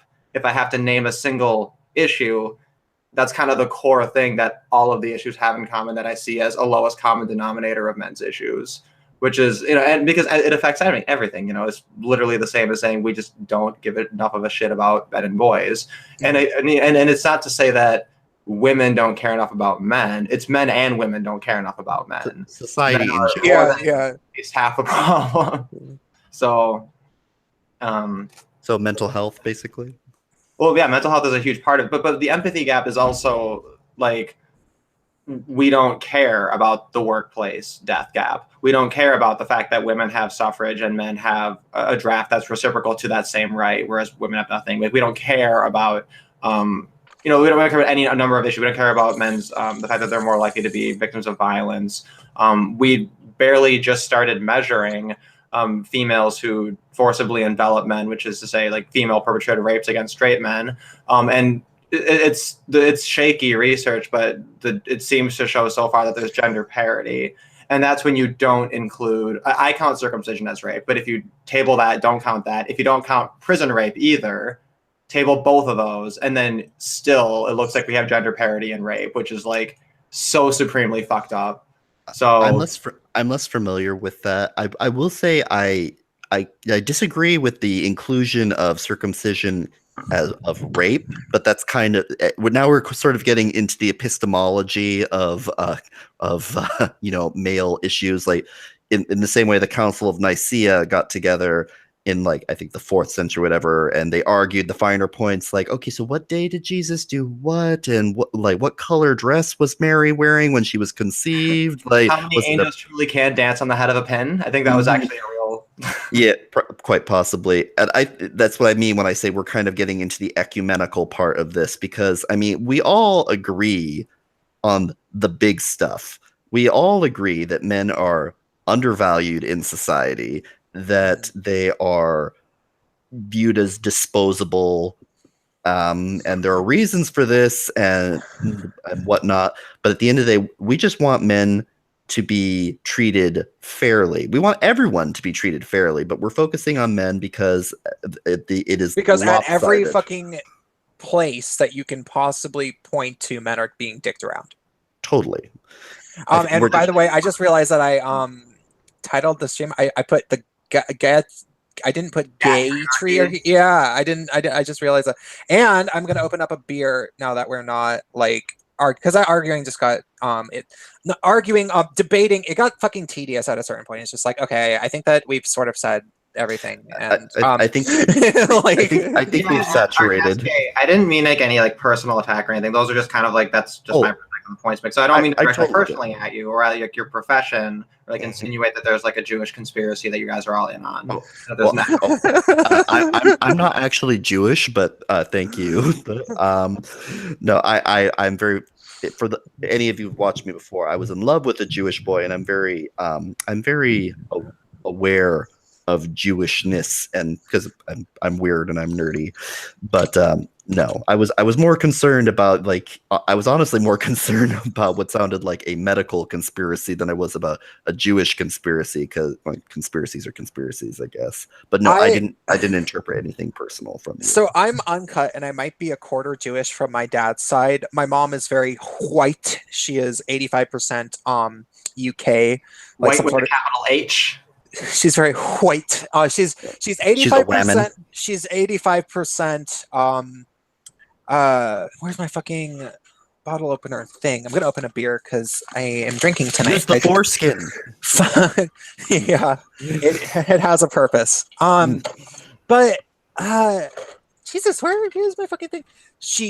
But my dad might be a half Jewish, but we don't really know. It's never really been explained to me, and I like to say that my porn category would be uncut quarter Jew. You realize that's not going to protect you from the ADL, right? They're fucking coming. Yeah. First they came for the Nazis, and I said nothing because I wasn't a Nazi. The ADL and the SPLC. Yeah. They're gonna try to they're gonna try to say that I was on an internet blood sports because Tonka duly broadcast the time that Cog baited me onto Cog's channel. Stop talking about it, because then people are gonna find it, and it's gonna be a thing. You should you need it to not be a thing. No, I do want to make that known that like that was against your will. Yeah, it was a trick. I was literally tricked onto having something that I did be broadcast on a channel that's going to be labeled as a hate group. I wasn't invited. I wasn't invited to that. I wasn't invited to that channel, but I ended up on it anyway because these people are scumbags. Like, I respect that you don't want to be like YouTube Jesus and sacrifice yourself, but like they but I want you to, because like straight up banning anybody associated with blood sports on it. Like, it'll piss off so many people, and like that will trigger the exodus. That will be like the big enough weight all at once that just makes everyone say fuck this noise. Like if PewDiePie had done that, PewDiePie could have done it. PewDiePie could have fucking He wrecked. couldn't have done it right then, though. Not to. He could have fucking done it. He didn't, but he might some. My greatest dream, by the way, I heard Joe Rogan like called PewDiePie like an asshole for saying the N-word on a stream or whatever. And like, I really want PewDiePie to go onto the Rogan Experience and then just look Joe Rogan like right in his eyes and just say, Joe Rogan, you're a, like, call him the N-word, and then just like walk off and just like leave Joe Rogan there for the other like 3 to 4 hours. That would actually be angry at him. That would be actually really funny. Sorry. So I had a question for our Cat's Cake. Can I wanted to ask about the fuck gig. Is my lighter? Sorry, or my Yes. So okay, with GigTow, I like the concept. Oh, that's what you wanted to. Okay, by the way, sorry. Yeah. The whole thing is that our Cat's Gay had a disagreement for you, and Derek wanted to praise GigTow. And for those of you who don't know what I'm talking about, it's gays going their own way, saying that gay people, gay men specifically, because I don't really think lesbians count as gay, because they're lesbians. They all want the D anyway. Yeah, but the gay men really should just, at this point, leave the LGBT plus QIA Pikachu alliance because they're all crazy and they hate us, so we don't need them. But yeah, what was your question? Or that was the first thing I did want to clarify. So that's a good encapsulation of it, obviously, because you fucking came up with it. But the other thing too that I like about it is that it actually mirrors. This is one thing that honey badgers bring up a lot, which is the whole where man woman thing, which is that you used to have pronouns. One was particular to men, one was particular to woman, and then man became this shared gender neutral one. And then what ended up happening is you had people doubling back to say, oh look, how come man is the default? Clearly this is patriarchy. When like really you can kind of see it the opposite way. It's a little bit like a vase or two faces kind of a thing, but you can totally see it as, but there's the added element of like the incorporation of the term girl, which was used to be gender neutral, and then the term boy, which meant slave, was applied to male. So that's that packaging of it. But then what you saw in gay identity was the exact same thing, like this really creepy parallel where like gay used to be for men, and then it became all inclusive, and then women were like, what the hell? How come gay means gay men by default? We have our own fucking word. We're lesbians now. Like, it's like literally like the same shit. But they still say they're gay too, though. They still think that they need both, right? Yeah, I mean they're people kind. Yeah.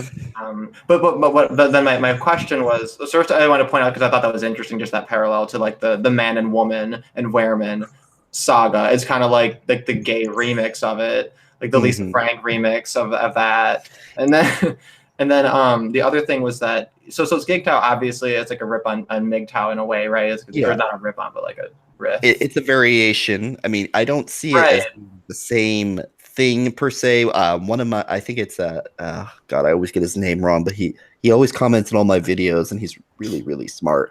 Setsu something. If you're watching, 2 cents. Oh, yeah, I thought for sure it was going to be NYC Korean MGTOW. He's the most commentator on all of YouTube. Shout out to NYC Korean MGTOW. NYC Korea is the greatest Korea. Sorry. Wait. No, okay. So sorry. I just now that I got my beer, so the Critical Cracker has been needling me in the chat because I put what kind of issues that you need to put gay men's rights activists. He's curious, why is this a gay specific thing? Well, there's a lot of reasons for that. For one, the gay male, this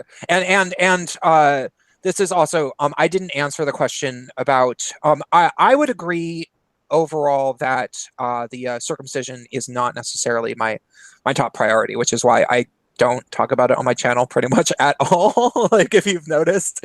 But maybe it's easy for me because I do have I do have a foreskin. But gay men are facing a lot of problems at the moment, and there's various reasons. Suicide of gay men, especially in like our 30s or so, which is what I am, is up, and it's been going up very, very rapidly in recent years. Drug and alcohol problems have been going up. There's a lot of meth that is going around the gay community. Oh god, so much meth. And it had gone away for a while for the most part, and it was like last. You didn't get any. Oh, no, last decade. When I was like a mega hipster, like it doing meth was the like least. Like when I went out all the time, nobody did meth. Period. And then within the past, maybe 6-7 years, especially, it's came back with a vengeance, and like in all the big cities, like people are fucking doing it, and it's a very weird thing. And then it's the bad economy. It is cheap. Yeah, and then STD rates are on the rise. People are having a lot of unprotected sex due to, which is stupid, due to the Truvada thing, and people are there's just a general massive amount of hopelessness amongst gay men, and gay men are writing articles about it. Like there's all sorts of articles about how gay men are unhappy. Like there was this really popular one, I think, written for the Huffington Post, called the gay loneliness epidemic. And yeah, the Huffington Post is a horrible publication and everything, but it's actually a somewhat decent article because it did get at a lot of things that were true, that were problems. And I think that those problems need to be addressed, but they are not being addressed correctly at all. They are being addressed either just completely taking shots and missing entirely, just like missing the mark, and or they're doing more harm than good when attempting to address them, and instead of actually addressing them, they're trying to attack toxic masculinity to solve gay men's problems or some shit like that. And that's obviously the exact opposite of what should be going on. And those same people who are doing that are also taking over our bars. They've already taken over all of our activist organizations and all of our our drug and alcohol counseling, because there are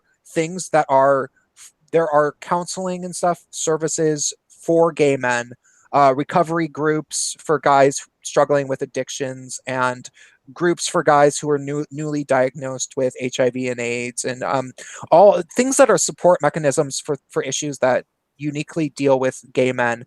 And the thing is, gay men do need those things because it's hard for gay guys to, like, straight people. It's not so much just that gay men need those things more than straight people, which they kind of do. But straight people have more community support in the way that they can, like, go to some sort of church group or some shit like that. But it's harder for gay guys to do that. And so when gay guys go to the gay group that they had to make, because they had to make a gay one, they'll go to something that's run by fucking feminists 9 times out of 10. And it didn't used to be that way. And it didn't used to be that way. The feminists have totally taken over, and now they're taking over our bars, including our leather bars, which is like the last place that you would ever think that. The leather bar. Once that falls, we're done. Yeah, well, because they're coming after the bathhouses too. Yeah, they know and I think it's I was sort of thinking in my head, when I started this channel pre-election, I was thinking to myself that, like, we had to stop the feminists. We had to stop the feminists. There's no telling what was going to happen if Hillary Clinton was put into office and the feminists continued to try to take over, blah, blah, blah, blah, blah. There would be no, like, because they were already setting things up to, like, basically it was as if they're trying to make gay men go extinct, was what it kind of seemed like. I'm glad she's dead. Oh, sorry. It's bad. Sorry. So it seemed like they were trying to kind of like make gay men go I'm echoing. Hello? Someone Derek, I think that I'm echoing in your end. Could you mute yourself? Yeah, I have this here. I'll mute it. Yeah. So it seemed like they're trying to make gay men go extinct. They're trying to shame us for our masculinity, and then shame us for having spaces for gay men. And then after they had already sort of like done that and like made gay men bend the knee, then they were trying to go so far as to say that gay men frequently sexually assault women, and like all of this weird wacky stuff. And just all of that stuff was such a big problem to me. And there's people who are actively fighting, and coupled to that, we know that gay men are committing a massive amount of suicide. We know that they have these drug and alcohol problems. We know that the disease rates are up. And I just think that there's going to be a breaking point, that there's going to be all of these problems with gay men. And eventually the only people that are really going to be dealing with them are going to be gay men themselves. There's like, you get to a point when you realize, after living as a gay man long enough, that nobody inherently gives a shit about you. Like, straight men at least like kind of have their family, but like gay men only got other gay men. And so if we can't take care of ourselves, who the fuck will?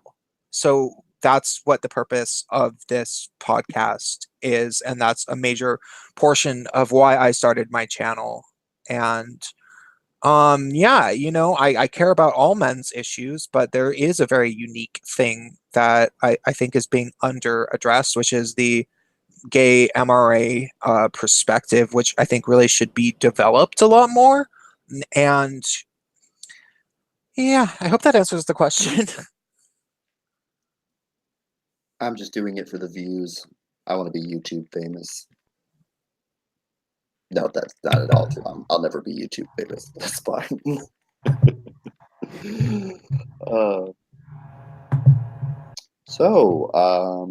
Yeah. Besides, is it funny, Prince? Every time you and I are on a stream together, somehow, like, or actually every stream wait, I'm hold on. on. Sorry, Critical Cracker says that's life, though. Life doesn't give a shit about anyone. Yeah, actually, life does give a shit about women, and families give a shit about women, and wives and their children give a shit about their dads. Not always, but sometimes, at least kind of a little bit. Gay men don't have that. And dude, I know that you just to you as an individual, you've come out as being bisexual, but you date women, you have a girlfriend, you don't know what it's like to never have the possibility that you are naturally going to organically create a family that's going to give a shit about you, and that's going to care for you and cook for you like a woman would, and these things. And I don't want to whine. It's like, whatever, I got over that reality sometime in my early to mid 20s. If I thought that life was so hard for me to be a gay guy, and then I realized, no, fucking whatever, I'm happy being as I am. However, this is a show designed to deal with the problems within gay reality. And it's not like, okay, it's not it people's lives are hard. Absolutely true. Yeah, raising families is super, super hard. It's super, super hard to be a dad, for example. And people should have podcasts about parenting, for example.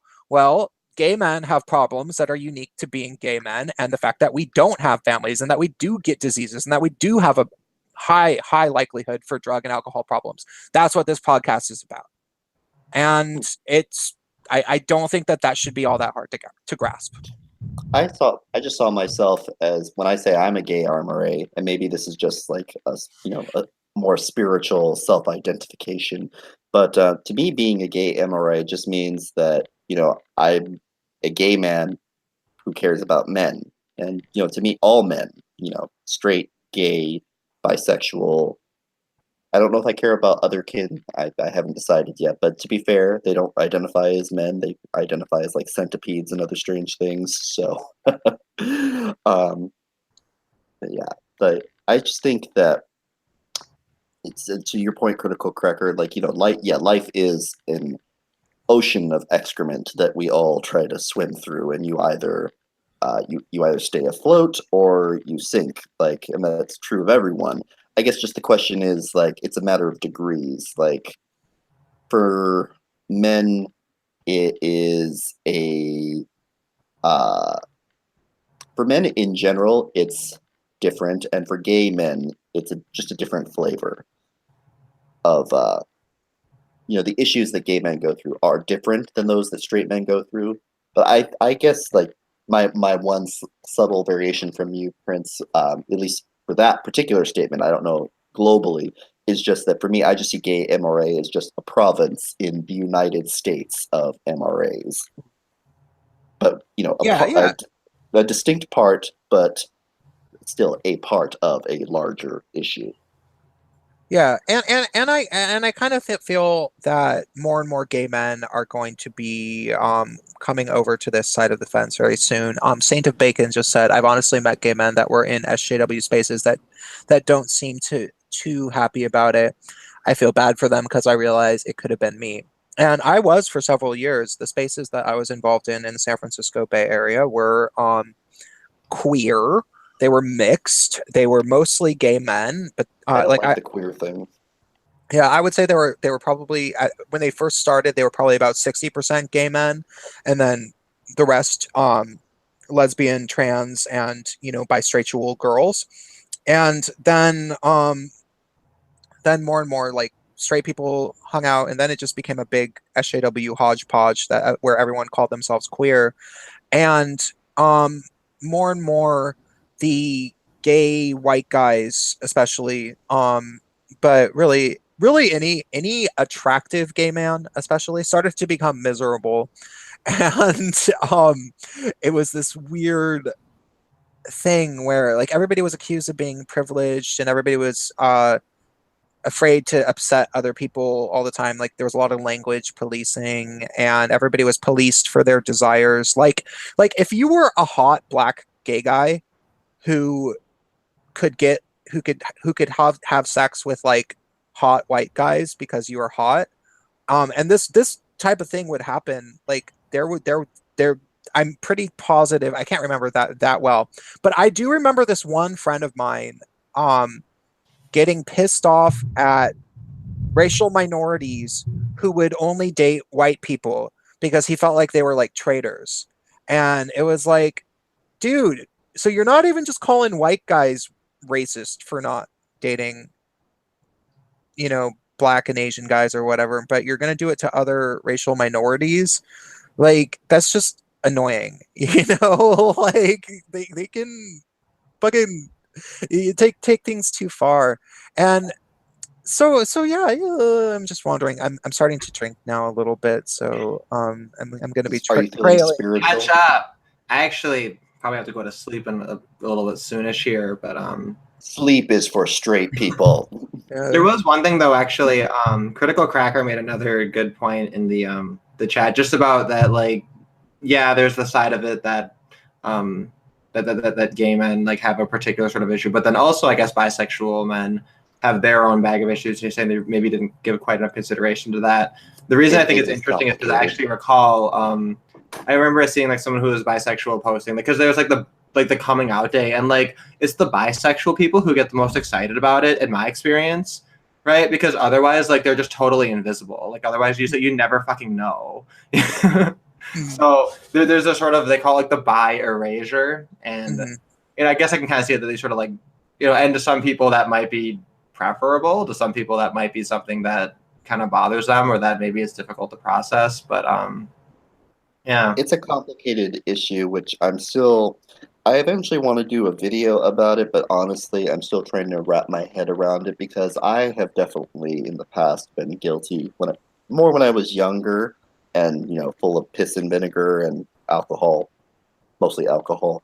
I didn't really believe bisexual people, and it feels really stupid to say that, but I mean, like, I kind of thought that like bisexual people were not made up, but like, I thought bisexual women were either lesbians that didn't want to say they're like most. I just thought that bisexuals were like basically homosexuals that didn't want to say that they were, or people that were interested in attention, and that's just aside from not being nice, it's just not really true. I think now I do believe that there are differences. Like a man saying he's bisexual is a very strong statement.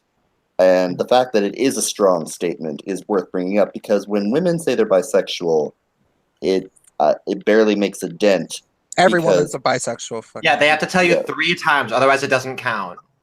Well, I mean, like a woman saying she's bisexual, it doesn't seem like it carries a whole lot of baggage, really. For some people, it's just sort of like it's like talking about your star signs, like, oh yeah, I'm bisexual, unless she's like, super like, active, like, activisty type. But then they're like, although like I don't think it's bisexual is considered.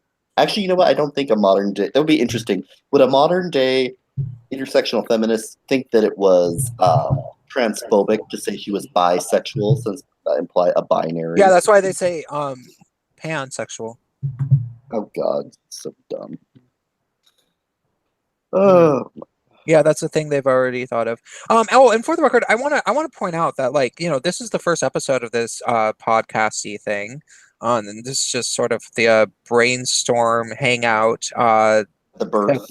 Yeah, when the co-hosts meet each other and talk about the one disagreement that I know that they have, which I don't know if we'll ever. I'm sure Spacepan will bring it up occasionally because he's into it, but I want to bring on guests in the future. I want bisexual men to come on.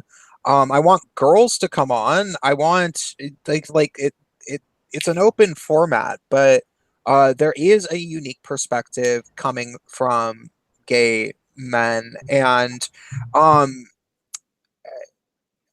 not entirely against when somebody makes the criticism that something is identity politics, and that's used to sort of just belittle it, like say, oh, that's identity politics, as if that's a bad thing. It can be. It can be if it's politics. If we're talking about a national election and all people are caring about is what's best for the gays, or like who's offering the most, like immediate reward for the gays, like who's saying that they're gonna give free ponies to gay people or whatever, like then that's fucking identity politics, and that's stupid. Or who's trying to say that the other candidate is homophobic and blah blah blah blah blah, like that's a problem and that's annoying.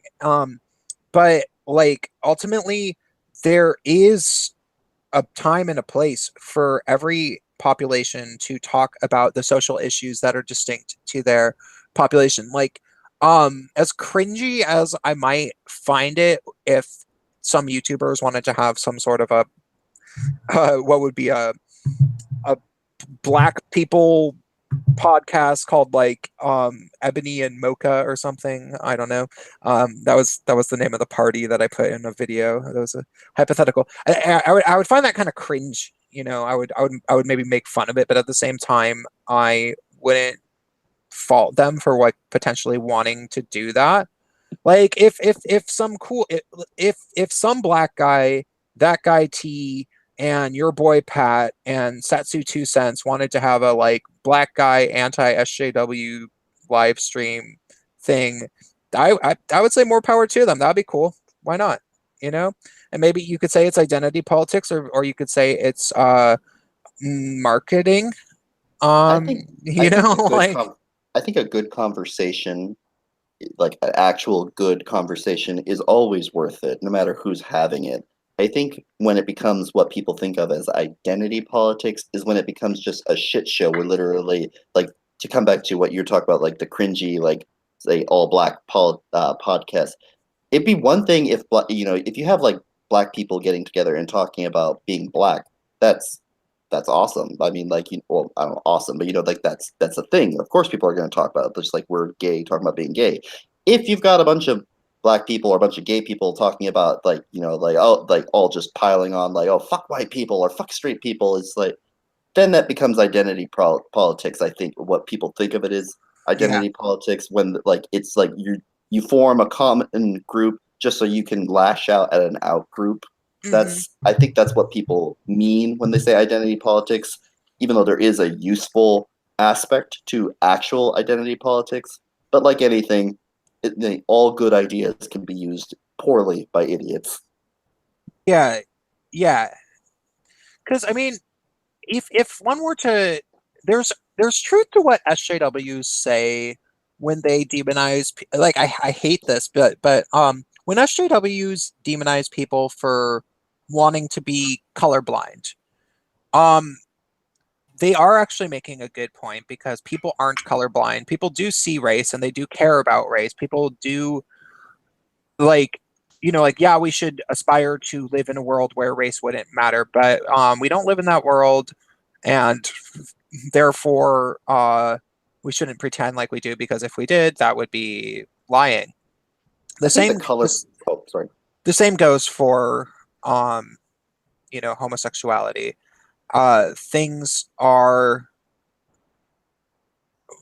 there is there's a lot going on for gay men in the gay male community, and that the problems that are not only distinctly facing gay men at this moment in the very very tangible sense in the current year, but they're being ignored, and they're also being blamed on things that aren't the fault of them. Like, they're blamed on the culprit of the problem is blaming the person that's trying to help. It's like that goddamn Madonna video for Like of Prayer, when the black Jesus tries to save Madonna when she's getting stabbed, and then he gets blamed for the crime. The patriarchy's trying to save gay men, and then the patriarchy gets blamed.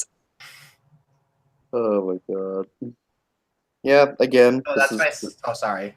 This is why I can always say GigTow. It is we if this is Star Wars, GigTow is the escape pod. We need to get off the Death Star before it explodes. And SJWs and especially LGBT, that is the fucking Death Star. That was actually the question I was gonna ask, is that with GigTow, it invites you to try to imagine like a gay translation of MGTOW, which is really funny to try to imagine. Like are all of like the butcher gay men MGTOWing from like the femme gays, right? But like obviously that's not the point of it. But like it's just like a funny image. Like it'd be a great approach, like a cartoon or something. Oh, you reminded me of, like, I brought up Setsu, and he was talking about that. Like, he didn't like MGTOW because it was too associated with relationship, which I is love not exactly. MGTOW. I'm an enthusiastic MGTOW supporter. Yeah, I mean, I understand where it comes from. I don't think it's. I think that it is warranted in some situations.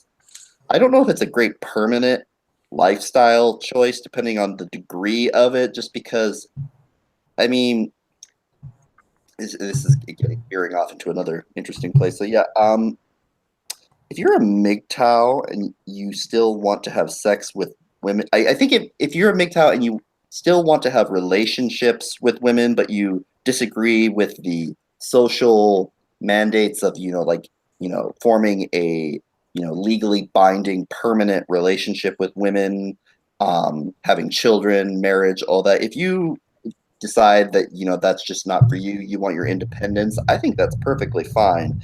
I think when you get to the point where you start talking about how women are just like, cum sucking blood whores that want your money and like to steal your soul. I mean, that's I think at that point where, again, some of these guys have legitimate reasons to feel this way. I don't know if I would say that it's hashtag not all women, of course, like, because there are harpies and there are angels, just like there are some gay guys that are amazing, and then there are some gay guys that you want to just completely you want to hate crime them because they are so awful.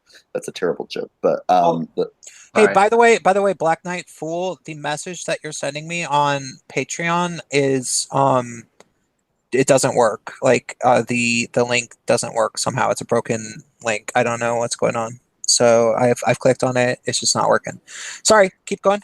I just want to say I'm really glad you brought that up about the whole like black pill element of it. So this might be another spicy thing I have to say. I actually really, really support that rhetoric. Like I am totally all for people who want to just go up and say, you know what? I think women are just retarded. I think they can't do it. I think that they've been fucking being parasized the whole time. Like I say, you know what? Throw it out there, get it out there and say it. Because we do afford women that space to kind of do a little bit of that man hating, right? And it kind of went on for like 3 freaking waves without anyone really caring. Men are still here, right? Women are going to survive it too. And what I want is for women to, instead of hearing that and then going, oh my God, this is just evidence of the patriarchy and this is why I can't get ahead, to just say, hey, fuck you. I'm going to prove you wrong, right? And like, I want to see the women's movement that says, this isn't a women's movement about what women can do for ourselves and what women can demand from society and what women can demand and procure from men through the fucking government. I want a women's movement that says, you know what? We're going to nut up and we're going to fucking do something. And you know what, men? Yeah, like kick your feet up for a fucking second. Like we're going to fucking get some of this shit done. We're going to actually prove it. And like that has not been the narrative. Like, and right now, if you look at the record, look at the first 3 waves of the women's movement, this is permanent. It's a permanent part of women's history is that the movement that was for them that they endorsed just celebrates and immortalizes their victimhood. So women, you have 3 waves that failed. Can the 4th one fix it? I don't know. Remains to be seen. I'm optimistic. I might be, a little bit unrealistic though. So wait, Derek, can you? Okay, Derek, I want you to quickly repeat something. And after you do, we have a question in the chat. That's a good question that I want to be addressed. Do you remember that line that I made you edit out of your guest video? Oh, I know it was a joke about lesbians. I actually edited out a few things. There were no. There was one that it was. I put echoes around lesbians. It wasn't. No, it wasn't that. It wasn't that. It was the thing about the. Personally, as a radical MRA, I don't give a fuck about what society. I'm something like that. But it was something to the. I wanted to, okay, you don't remember it very well, but like it was something to the effect of. Now, as a radical MRA, I personally could not give less of a shit what society can do for women. And for the record, I don't believe. And if anyone wants to argue with me that, we'll tell women that I don't think that they're too fucking retarded, that they can't fight the next goddamn war. Okay? Yeah, exactly. That's what, it's like, bitch, you fight the next war, right? And like, and it's basically, I want to be like a gay remix of Paul Elam in that way, because that was a lot of like, he made that sentiment. He was like, you know what? I want to hear about what we should do for women. Sweet fuck all. And it's like, it's so fucking funny because if you're familiar with the history of this gender conversation, like it's so appropriate. It's so fucking appropriate. Like, what else could you possibly say? Looking at the women's who are just like, yeah, I'm tired of this shit. Like, I don't even believe it. I'm like literally so fucking jaded. I don't. Like, now it's at the point where everyone's like, okay, if someone got raped and they went to the media first, it's false. We don't even fucking care anymore. It's like, it's false. We're just like, because we're so fucking sick of this shit. We're so jaded. Did you guys watch my video that I made a few days ago called, it was probably like a week ago, called, but I want to be able to falsely accuse and a pony. So okay, I looked a bit about whether or not women are capable of lying. Like, that's how fucking retarded are. Okay, the thing about that, that video, which was particularly funny, is that like the thread that the back and forth between the black guy and the girl, when he posted about this white woman who had accused 3 black men of rape, and then they found out that she was just making it all up, and then she didn't face any jail time of it. And this white woman chimed in to say, that's fucked up because it means that people will be less likely to believe me, basically, is what she said. And then he was like, oh, I guess that's true. And for the record, I've been falsely accused. And she like didn't really say anything. Like she didn't like that. She literally said, so fucked up. That's like all she said.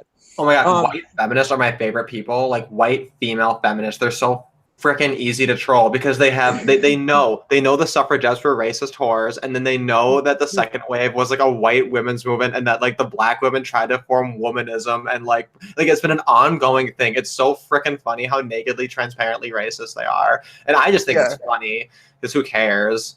Well, okay, so the funny thing about that was that what I didn't include is that I popped in there immediately after and got in a big argument with this cunt, and it went on for pages, like it went on for hours. Apparently she was at some sort of airport bar getting drunk while arguing with me, so she just like lost all of her composure.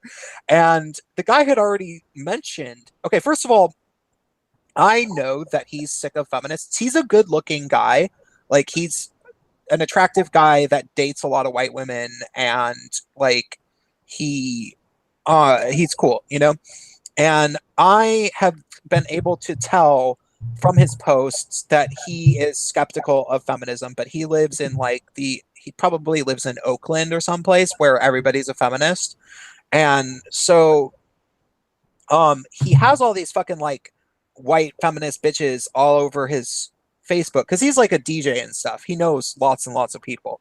But at the same time, these I think that he doesn't like them. I think that he's aware that these fucking women are awful, and he's trying to be like, hey, by the way, I'm a black dude, and they're gonna fucking make up some lies about me, and y'all bitches are gonna believe them, So this woman started she tried to have a Facebook feminist fit on me, which is when they start being really hyperbolic and just posting nonstop over and over and over.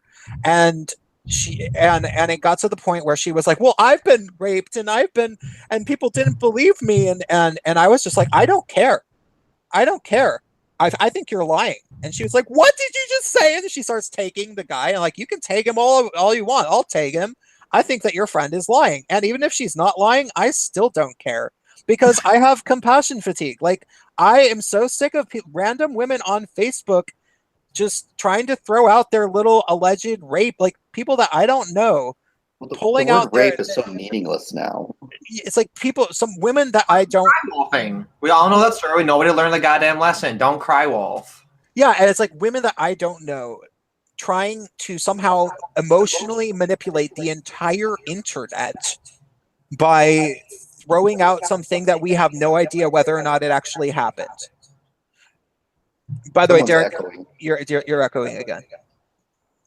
Really? I mean, the shit's all muted. Sorry, let me fix this. Are you sure it's not your headphones, Prince? No, it's I'm hearing it. Oh, yeah. Well, no, I hear it. Yeah, when I hear it with myself, which doesn't happen when it's me. Oh. So maybe I thought it's my own audio and there's an internet delay. That's the only explanation I can think of. But I'll just try to mute when I'm not talking. That'll solve it. But yeah, it was so satisfying to know that my friend on Facebook wasn't going to side against me and unfriend me because he's been falsely accused, and to have this fucking little princess ass white bitch being like, but wait, your friend is saying that he doesn't believe me, and he can't say that, and I'm like, bitch, I can. And first of all, and even if you did get raped, I don't care. I don't have to care. And then her head exploded. Yeah, she just didn't know what to do. And it was awesome. It's awesome. We have made progress in the men's movement when I can have that moment, when she can be thinking that she can stamp her feet and throw a tantrum on Facebook, and that this guy's going to unfriend me, and then he just doesn't. I think the men's movement will have truly succeeded when remember that woman that had made 8 false rape allegations or something like that? It was 15. 15. So yeah, when the men's movement will have finally succeeded when that woman, when she does that, she isn't just, on the news. She's actually taken to a firing squad and shot. Yeah. Dark. I mean, the way I see it though is the men's movement, all of the criticism has been on the grounds of tone, essentially. There's been very, very, very little refutation of the talking points that MRAs have. And that's one reason I'm personally a little bit sloppy with the talking points, because I feel like that wheel's been made, and that's why I like point people to so many other videos and references, because like it's a synthesis of that. I'm starting with the shit they gave me, and then pulling what I hope is a little bit of a new analysis, a new spin on it. But like the whole point is that it's all tone policing, and what that inevitably means is that if these issues are legitimate, you know, historically, truthfully speaking, anybody who's concerned with the truth, you're going to be able to make that case that like, look, here's this massive body of issues. They've been totally ignored. So then you point to this men's rights movement and like, let's say it's just totally fumbled. It's this weird, cringy, whatever. At least these are the fuckers who showed up, right? Like who the fuck are you to act like you're fucking cooler than them? At least they showed up to this fight, and like it's an extremely worthy battle. And like I think that compared to any other cause, I think that nothing else is like it. Like this is the reason that I got so into this particular one, is because of just how extreme and far-reaching and broad and deep so many of these issues are. Because obviously, when you get gender, that affects all humans. You're either that gender or not in terms of the binary. So it's so much more constantly relevant and constantly bleeding into so many issues. And that when you have this radically shifted perspective that the red pill offers, it changes the way you see the entire world, and there's no going back. So basically, no matter what MRAs do, no matter what tone prevails, they're going to be vindicated based on just the strength of the issues by itself. Like there's always going to be an argument to be made, even if they fucked it up. So if that made sense. I don't know how relevant that was. Sorry, I just wanted to get that out. No, it's interesting. I wanted to go back to the question that I had before. Is the thing. Somebody in the chat asked, Gig Tao is cool and all, but how do we make it happen or something? I don't remember. I don't remember what the question was exactly, but I think it was just basically something to the effect of, what is the next step for Gig Tao? And okay, well, obviously, just at the moment, it's getting the word out that there's other guys who feel this way, and that we have a critical mass that could, say, yeah, that there is an alternative. Because, like, okay, I've been making videos for a long time at this point. It's coming up on 2 years. It'll be 2 years in June, but it won't be till August that I was really making a lot of videos and actually like saying my voice. I think I made my first audio voice video in August or late July or something. And when I started, it took a long time to get traction, and I was the first of the YouTubers that are like me, and I know I'm not the only gay guy. There's Dave Rubin, there's Milo Yiannopoulos, and there's that one British guy who hates Islam. I forget his name, but Robinson. No, there's another one. He's older. Jada Franson. Huh? She's my favorite. I don't remember. But no, the thing is that I'm out of all of the of like Milo and Dave Rubin, I'm the only one that actually like really, really talks about the gay community a lot. Like Dave Rubin, Dave Republican or on that spectrum. Dave, yeah, but I mean,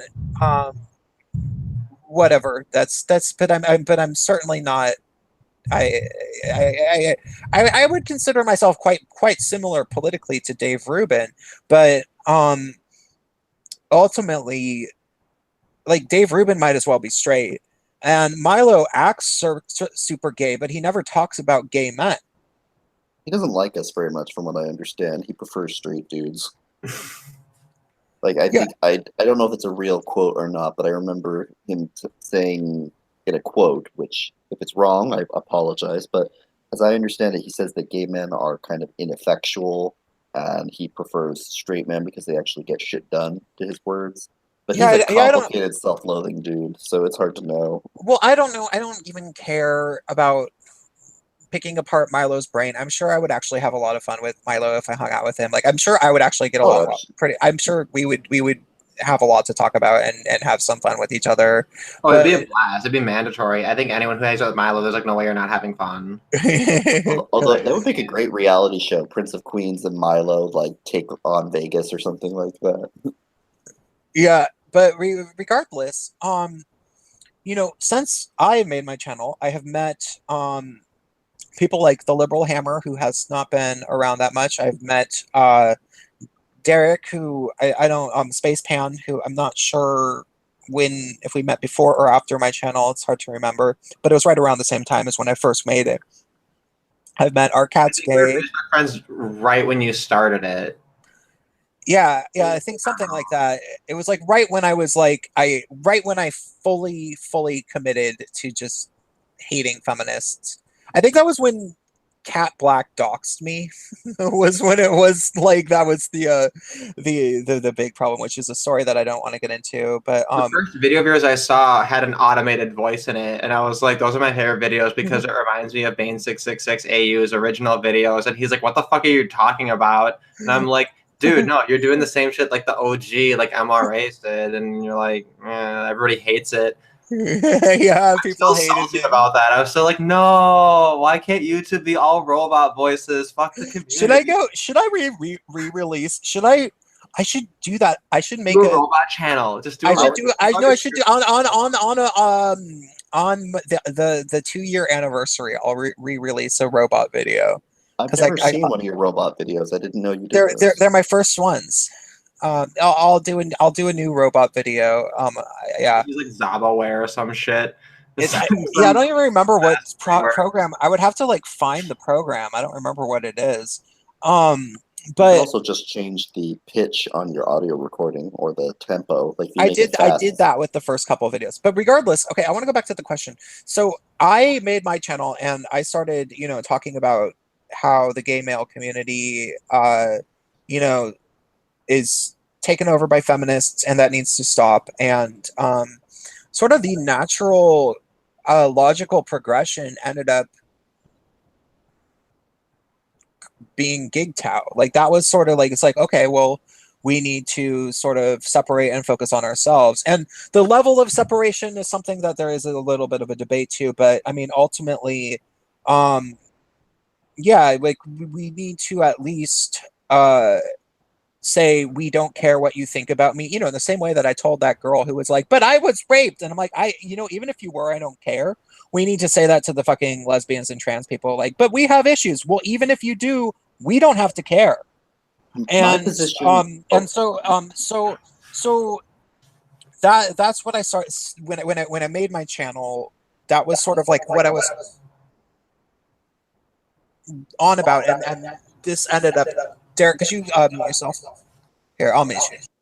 So it ended up culminating into this GeekTow thing, but it took a very, very long time, and a lot of channels started as a result of these things sort of like floating through the airwaves. And what we need to do right now is just get more guys to kind of like come out as basically being GigTows, about basically being gay men who care more about men than women and are willing to say that. And it's not that hard to, it shouldn't be that big of a deal to be like, hey, I'm a gay male and I care more about gay men than I do about women and trans people. But like, oh boy, go to a gay bar and try to get someone to say that really loud. You'll have a really tough time. See, for me, instead of saying that we don't care about them, the way I approach it, I mean, that is a valid way to do it. But the way I approach it is more to say that, like, I don't recognize the kinship. Like, I just say gay is gay. Homosexual men are gays. We're not the same thing as lesbians. We're not the same thing as trans people. We're kind of like bisexual people, but they're different too. I mean, honestly, I was talking to Sana Bacon about this, and I said, I think that if we're going to approach LGBT, which is still a useful political alliance, but as far as a culture goes, we need to leave. We need to leave this party and come back, like, and say we'll come back, but we need to come from a position of strength. Because right now, we're operating as if we're not even a province, but almost like just like an occupied territory. At this point, we become like, Puerto Rico or Palestine or any number of like, territories that are dependent on a larger power. We need to come back to if we're going to come back to LGBT, which I'm not convinced we have to do, but if we're going to do that, we need to come as sovereigns and say, that starts with us saying, we don't recognize your authority over us. We don't have to care what you say because we are not you. We are we, and you are something else.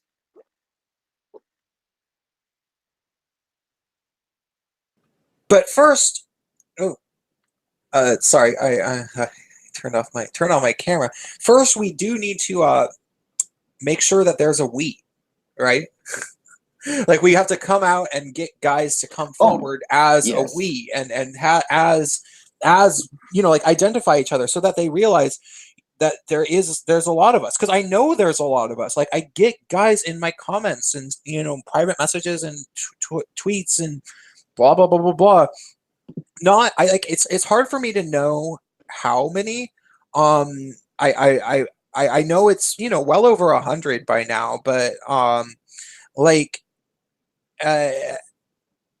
it's really hard to know. And the other thing is that YouTube has been fucking with me so hard for so long, and the current crap that we're going through is maybe some of the most weird, shady, diabolical crap that I can't even get into what specifically that YouTube is doing to target content creators that they don't like, but it's fucking intense and it's hard to know how organized it is.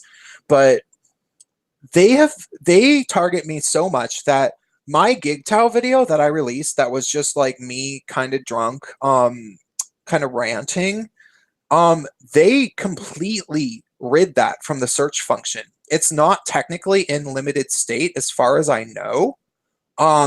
But you can't, like, if you search, maybe it's in limited state and I just don't remember getting the notification for it. But like, if you do a search for hashtag GigTow, my video doesn't show up, period. Does mine come up? No, the only one who does is Saint of Bacon's. That's really weird. I wanted to offer a thought, if it's okay, regarding this is something that came up earlier, which is like, what's the starting point for GigTow?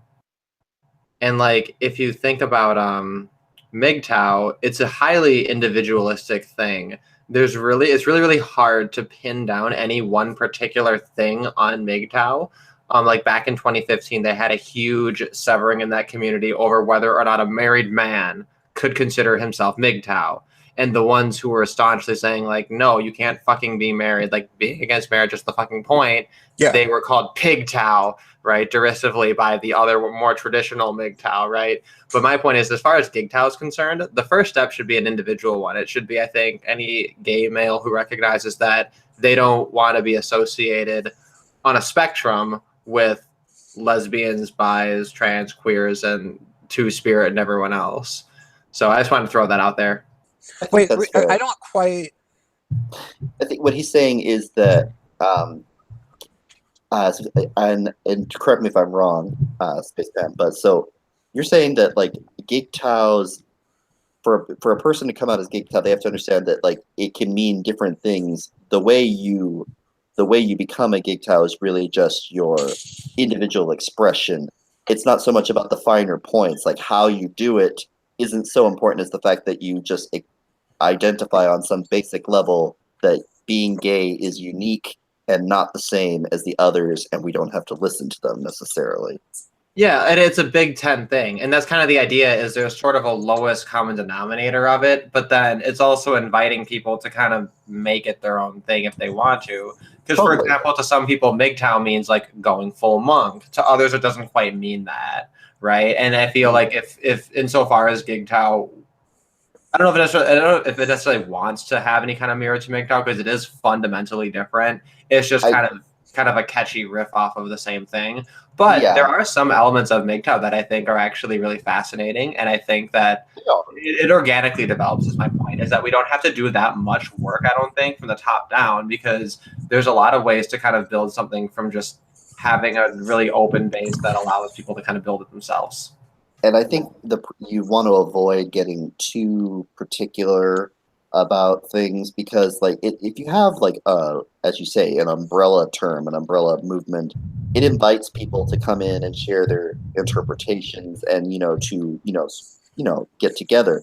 If you get to be too specific about, like, like, okay, so what kind of gigtail are you? Like, if that's not on the approved list, well, then it's over before it started. That's when you start getting into like feminism, I mean, oh my god, if you want to get brain cancer and laugh, watch a feminist conference and just listen to them, like, just cannibalize each other.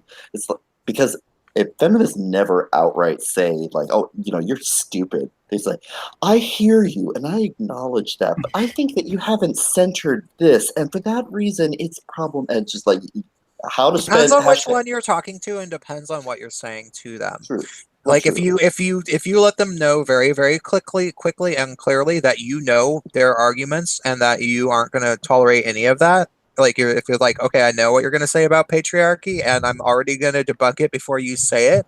If you make that clear to them, they'll just start swearing at you. But not at a conference, probably, with other feminists, is what I'm saying. Oh, I see what you're saying.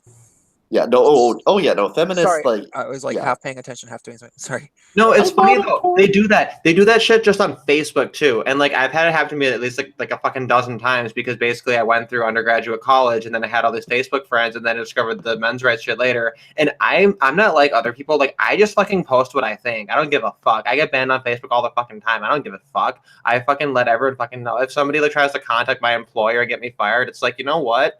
If they're gonna fire me because I like stood up for something I believe in, it's like, you guys are fucking spineless. I'll fucking find some other way to make money. I'll fucking figure it out. But so anyway, they'll confront me and they do this thing exactly like he described it, where they'll frame it as though like they're trying to help you, right? They'll be like, oh, hey, I think you have a lot of pent up anger and a lot of issues. If you read this bell hooks, you'll find balance, man. So then I'll kind of like play along with them, like, oh yeah, like bell hooks, I'm a little bit familiar. Like, what do you think of this and that thing she said, right? And I'll be like, oh, well, how about this? Like, how about I'll read this Bell Hooks book you're talking about and you watch the Red Pill documentary? And they're like, excuse me, bitch. We're not here to talk about me. We're here to talk about you and your issues, right? Like, the mask will fucking fall off if you play the game long enough. But yeah, they're all a bunch of bitches. Yeah, oh yeah, no, once they realize that you're not going to put up with their shit, and even further than that, that you can expose their passive aggressiveness and make people make embarrass them, then yeah, the mask will fall off. What One of the things I've noticed that they'll say is that let's say you have a friend, I still have probably at least 500 self-identified feminists as friends on Facebook. And they'll post stupid articles, every now and again. It's International Women's Day, and I usually just sort of don't really care about most of the things that get posted on that day. But they're both posting days now. Occasionally, I will decide that I might as well actually say something, and I might as well actually make a comment under one of these people's fucking stupid posts because it's just that fucking stupid, And when I do, it's usually at least a whole paragraph long because it's just that fucking stupid that I just had that much to say, And then some friend of my friend ends up posting under my comment in a reply, and they say something like, "Who hurt you?" And that's happened numerous times. Like, it's happened at least 3 or 4 or 5 times that they literally just say, "Who hurt you?" And at first I tried to be like, "God, you're a cunt." And then they'll be like, "No, I'm legitimately, I'm worried about you." And it's like, okay, no, you never are. You're being a cunt. You might as well be a little girl on the playground, chasing me around, trying to kiss me so that I'll get annoyed and hit you so that you can cry and tell the teacher or something. You know what I mean? But I realized that the perfect response, just by the way, if a feminist ever tells you who hurt you, ever says who hurt you on the internet, as a condescending way of saying that you have anger and that blah blah blah, just say your father.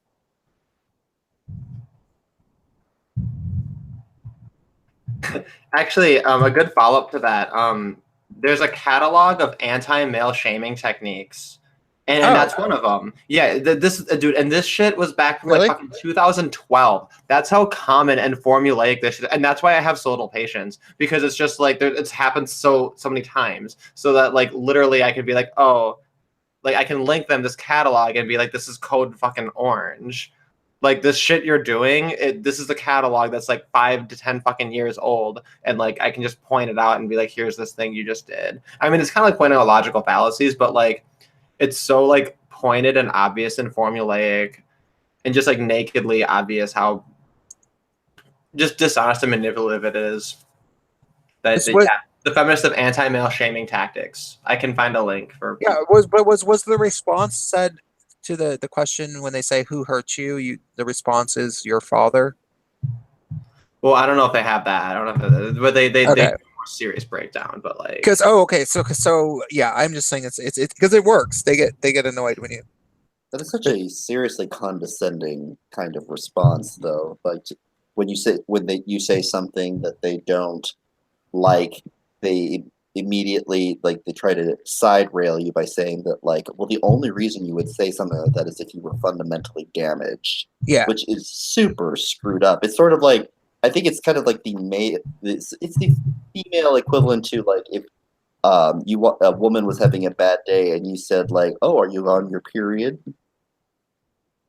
You know, it's like, it's just such a condescending thing to say if a woman is angry, to just assume that she's menstruating. Like, you know, why would you assume that because a man has an issue that he was damaged or he was abused? Like, that's just dumb. Yeah. And I think rather intellectually dishonest. Yeah, it is, and it's it could only come from the people who are reaping the benefits of a political movement that carved out the hearts of the metaphorical people that they've hurt and are now feasting upon it, and they are feasting upon it and laughing at anybody, laughing at the children of the dead people whose hearts they're eating. Like, that's the level of cruelness that this is. If this was an animated podcast, that'd be quite an image. Someday. Oh, you got a major super chat. It's not a major super chat, but it is. Thank you from Rump Roswitch gave me $10. And didn't ask me to say anything out loud. I appreciate it very much. Roswitch means. Somebody mentioned rump in the chat, and I was like, "What does that mean?" And like rump Roswitch, and I was like, "I'm more confused," but now I know it's a person. Sorry, I'm just really happy that I caught up to the rump. They gave us $10. That's so awesome. That's so nice of them, and they didn't even leave a message. Rump Roswitch, if you have a message, go ahead and put it in the super chat. We'll say it for you. Technically, it's me that they gave the money to. I was going to say, because at this moment, this is not a joint venture, but we could maybe change it to that at some point in the future. You need the money more than I do. I always need the money more than everyone. Not because I'm poor, but because I'm greedy. And fabulous. Hey man, greed is a need. And that's true because it rhymes. Okay, gay Ayn Rand. I don't get that reference. Ayn Rand, you know, capitalism. Oh. Yeah. God, there has to be like a pun for that. Ayn Rand. Gain Rand. Gain Rand. It's so close. Oh, Ein Fag Rand or Ein Fag is almost closer, you know. Is that gonna get you banned again? I'm gonna be the one who you bring onto a thing, and I'm gonna like accidentally say the N-word and then get you banned from saying like doing streams forever. I'm just saying it because I want it to not happen. So if Ayn Rand says something really nasty to you about your gender, is she objectifying you? That's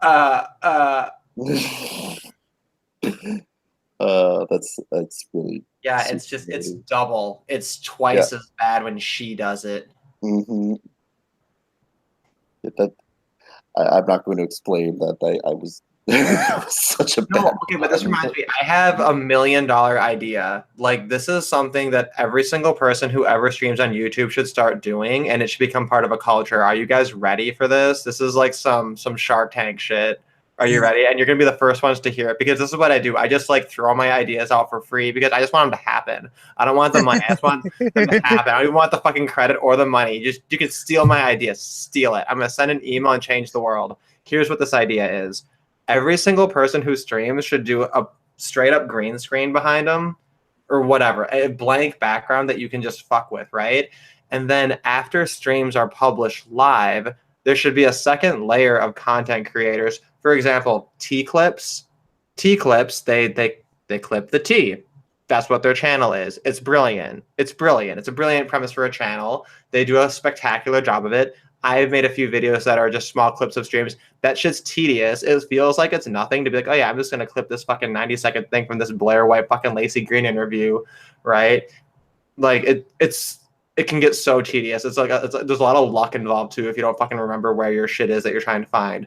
The point is, what people should do is they should have the full green screen, and then you have a second layer content creator who takes the streams and then they just like add shit. They add like studies or they add backgrounds, they add Lisa Frank shit, they add whatever, they add all that editing to each of the things, and then it's like a multiple layer, sort of like an assembly line style content creation model. But you guys can imagine where I'm going with this, right? Well, like, yeah, I think that should just be a thing. That's basically what isn't that what Game Grumps do basically? Because they do their podcast, and then different people will just take the same podcast and animate over it, like with like.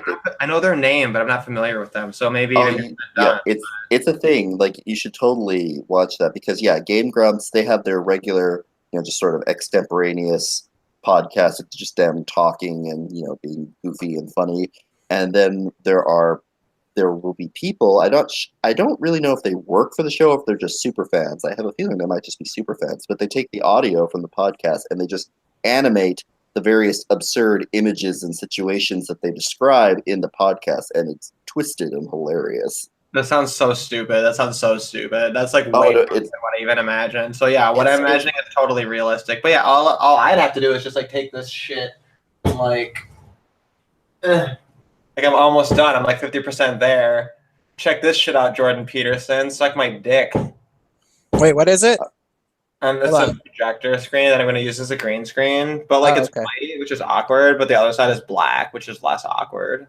It won't even really be necessary for that much longer because I think Google is releasing some either an update or an app that's going to be available for newer Android phones that will eliminate the need for green screens. It'll just be a function that's built into mobile photography. That sounds like impossible. That sounds super cool, though. Google does all kinds of things that are impossible and evil, but mostly impossible. Mm. I mean, they've already made cars that are better drivers than people. The only reason that the Google cars aren't out everywhere is just because we don't know how to regulate it. Like, we don't know how that fits into the insurance model or into, legal responsibility. But it's hilarious because they've driven over 1 million. Oh my god! miles. And here I am, fucking trying to get a driver's license at 36, like right now. Like I'm literally, I literally was supposed to take the written exam to get my learner's permit tomorrow, but I realize I'm probably going to be not able to do it at the time that I have to be done by. That's okay. In a few, once they have the legalities worked out, Google wants to make their own version of Uber. That's why Uber is so fucking scared right now because, the Google self-driving cars, like I said, 1 million miles. They had one accident that was caused by a glitch, but out of the few accidents that have been caused by these cars, quote unquote, they were all other people rear-ending them or behaving badly. The cars themselves are safer than people because they can see in 360 degrees. They never get tired, and unlike us, they have depth sensors. Oh yeah, no, self-driving cars are gonna change the frickin' world. It's so cool. There's this anime called X Driver. It's actually super cool. Like, the people who have driving skills are they're the former drivers, but when you have these renegade people who like to actually drive on the road, the government will shut things down and bring in the X drivers to have high-speed chases or whatever. It was the funniest concept ever for an anime. So initial D shit. And do the cars randomly combine into a large robot that has to fight other vehicles that are actually driven by people? I didn't get that far. I wouldn't put it past them, No, but I really did that. Like they did good car drama. it's just my thing. Like every anime, like I love anime, but like there's no way that you can't picture all animes at some point could potentially have a giant robot. That's just the nature of the beast, whether it makes sense or not. Like it's always a possibility, no matter how unlikely the anime will eventually have a giant robot. Or a giant creature composed of several other parts that are like weird. Oh, yeah, like, it goes like giant cat arms and stuff. Well, really, they're into tentacles more than anything. But yeah, I know what you're talking about. There's a kind of weird fundamental horror the Japanese have of being small and powerless, which is why in anime and their monster movies and all that, they're always like the most fearful thing for the Japanese is being, small and unable to resist against this giant force that's coming into your homeland. Which is also interesting that like for all their military propaganda that they had in, like, say, Godzilla movies, that the military might is never enough. It's usually either in the Godzilla movies, it's a scientist, like some, but in like anime, for instance, it's always like the younger generation that has to, pilot the giant robot, i.e., assume a larger role against the invading alien. I think that it's a little bit more complicated than that. I think that the Japanese culture, the way that they, because they actually really fetishize small things, and like they don't pride themselves on having super big houses and buildings, and even the buildings that they have that are big, like even if you go to Tokyo and find the area that has the tallest buildings, which granted isn't actually that tall. I've been to Tokyo. Their buildings aren't nearly as tall as in New York because there's lots of fucking earthquakes in Japan, so it's not a good idea to build huge tall buildings. But even if you go to the place where there are buildings that are, like maybe 20 stories high, they have the floors are pretty short. Like you can touch, if you're a tall, like I'm 6'2", you can generally touch the ceiling in most places that you go to if you tried.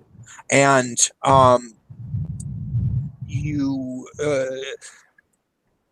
they like small things very, like, a lot. And I think that there's the notion of sort of brains above brawn, but brawn always being a factor, is a very cultural thing, like having to do with, proximity to China and having to deal with the West and being like, hey, we can win, but we just got to be smart even though we're small. Like, I think that that's an entire cultural ethos.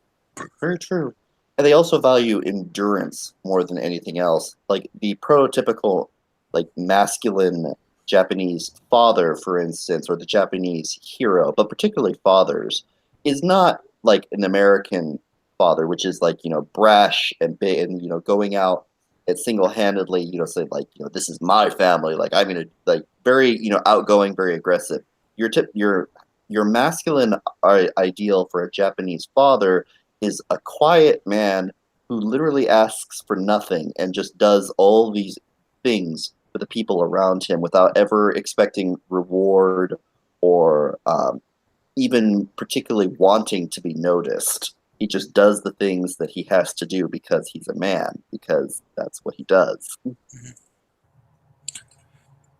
No, yeah, and I mean, honestly, you could take that narrative and like like from that, it's not hard to see how people can construct sort of like a gender flip version of patriarchy and a gender flip feminism, right? Where you say, look at this Japanese culture, look at how it oppresses its men. Frankly, I think that MRA should maybe consider speaking about Japanese men the way that the whole blue pill world talks about Middle Eastern women, like they're the most oppressed people ever. It's like, no, fuck that. Let's talk about Japanese men. Like, have you heard about the herbivore men? Oh, and the herbivores, that's actually very fascinating too, because that often gets tied into MGTOW. I mean, obviously it's separate because it kind of grew culturally, but that's actually another part about MGTOW that's very interesting, is that, a lot of it is kind of this accidental awakening. A lot of it is kind of like people could be identified as MGTOW when they have never even heard of it.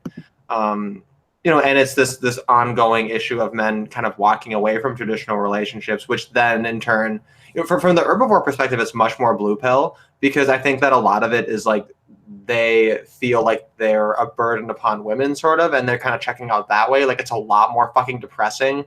But then with MGTOW, it's a lot more Western-minded, which is much more self-interested, which is that they're like, you know what, bitch, if you can't compare favorably to this sex doll, then I'm going to get a sex doll. And until she becomes a sex robot and starts nagging me for DLC and fucking cheating on me, she compares favorably to you, like, which is like really funny and sad also. Thinking how dark I have a very dark sense of humor. I think that's very funny. It is funny, but it's also very sad. Did you guys know that I became a meme to like the I don't know, the alt-right / comite crowd over the past week? Did you know that? Well, I know they know of you. I don't know. No. They're obsessed with me. Like, they will not stop talking about me. But the thing is, they are really, really obsessed with me because when they picked a fight with me, they lost, and they've been lying about it ever since. And because they tried to during the whole period when they came after Jeff Holiday and Wizard of Cause, and granted, pretty much everything that they attacked those guys for was a lie. Like, basically all of everything that they were trying to frame them. And whoever is sending me messages, okay.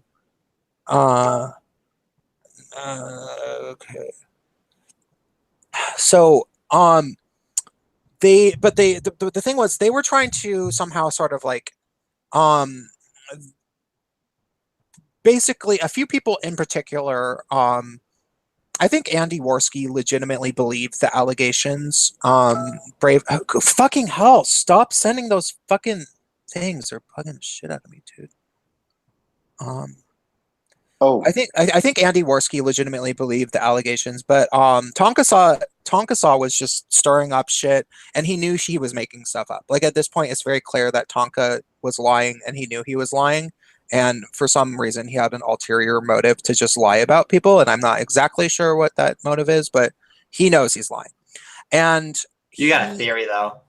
I might have a theory, but I don't want to talk about my theory at this moment. I'm just causing. I don't know. I'm just causing shit. Yeah. But Tonka Saw is like a Anita Sarkeesian level liar. In case anyone's not aware of that, like, he just makes shit up constantly. And the thing is, he was able to successfully. I don't know what cognitive thought. I don't know. Cognitive thought has. I honestly, my read of cognitive thought is that he has bipolar disorder and that he's like mentally unwell and that he is going through a weird. Isn't cognitive thought? Isn't that redundant? Like, isn't thought cognitive? Yeah. Is that an intentional like joke? I don't. So the thing about cognitive. Slow. Sorry, go ahead. So cognitive thought. I think that he actually maybe did become a little bit of a true believer and start to think that people like Jeff Holiday and Wizard of Cause had really done all of these things that they were being accused of. Tonka Saw knew perfectly well that they didn't really do them. Like at this point, Tonka Saw knew that he was spreading lies and he didn't care. But I think Cog maybe did believe them. It got to a point where Cog knew he was lying, but Cog just kept doing it. But it's hard to tell how much Cog was just being peer pressured into doing it and how much Cog was actually believing in it. But they made a really, really big mistake when they decided to try to include attacking me, because Cog tried to, trick me onto this fucking stupid stream. And I went on to the stupid fucking stream because I thought Cog was my friend, and they decided to try to interrogate me for an hour and a half about Nick and Jeff. And by the end of it, the only thing that they proved is that I was completely innocent and that they were interrogating about me. They were making all sorts of false allegations, like a bunch of fucking crazy people. That's the only thing that they proved. And then they tried to basically lie and say that what happened didn't happen, but what happened very clearly happened. They tried to make a bunch of false allegations against me and prove that they were liars and that they got, like, if you watch that stream, you can tell that they were just making shit up. So ever since then, they have had it out for me and really, really, really wished that they really, really want me to just drop it and let it go and like walk away from this, because they have no answer for it. You know, like when they got me involved in it, that was when they took things too far and discredited themselves. Because had they just came after Nick and Jeff, maybe maybe people would have believed them and believed maybe Nick and Jeff did stuff wrong.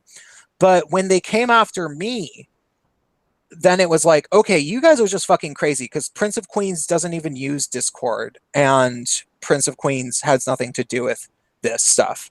And so people were starting to doubt them already. And then they had Allison Tiemann on Honey Badger Radio, and of Honey Badger Radio on the Kumite, their little pathetic blood sports. Kumite. The Sorry, in chat thing.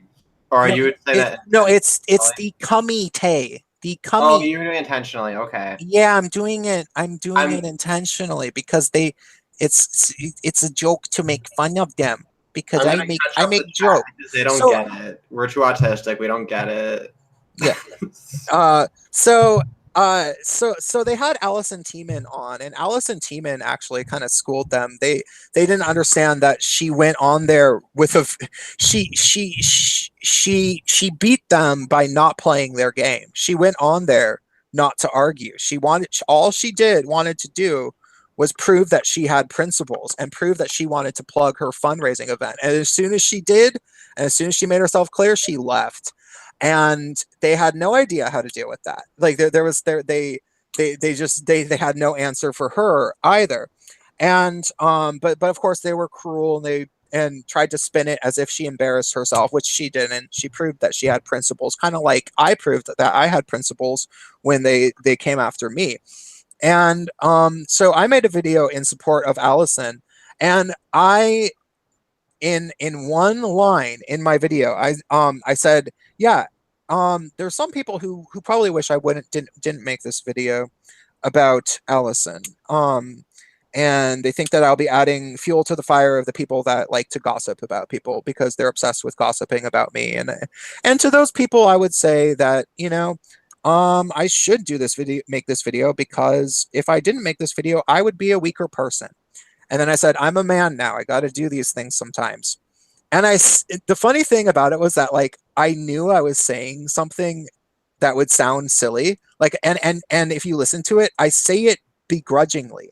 Like, I'm not saying, I'm a man now. I am a strong man, and I've grown up, and I'm ready to take adult responsibilities. It's like I'm saying it like half-assedly. I'm like, I'm a man now. I got to do these things sometimes. Big boy. Yeah, basically. Like, I might as well have said, I'm a big boy now. I got to do these things sometimes. Like, because that was the attitude that I was actually saying it with. Well, these people are so fucking petty that they took that one, they ignored the rest of the video and took that one line and have been like spamming that all over Twitter and in comments. Like, they found my comments under a Tim Pool video, and a bunch of people were like, I'm a man now, I'm a man now, I'm a man now. Sorry, when I say a bunch of people, I mean a bunch of sock puppet accounts, because that's mostly what it is. But yeah, okay, that's. So I don't think Sandy Hook happened, but I think you're conspiratorial. No. Just throwing it out there. Yeah. Just playing devil's advocate. No, there's a lot of these people are definitely sock puppets, but no, there's some that aren't. Like like, yeah.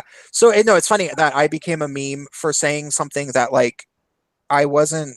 They think that they're mocking me for something that I didn't even say seriously, really. Like, I was saying it kind of like, I don't want to say as a joke, because it's not like I was saying I am not a man. But it was like, I knew that there was a double-edged kind of bit of a humor in the statement, which is why I said it kind of begrudgingly. If you listen to it, it's like, I'm a man now. I got to do these things sometimes. You know, it was like, fucking hell. I don't want to have to like white knight for a female MRA, because I normally wouldn't do that. But in this case with Allison Tiemann, I think that she actually really does deserve it. Like, she is really awesome.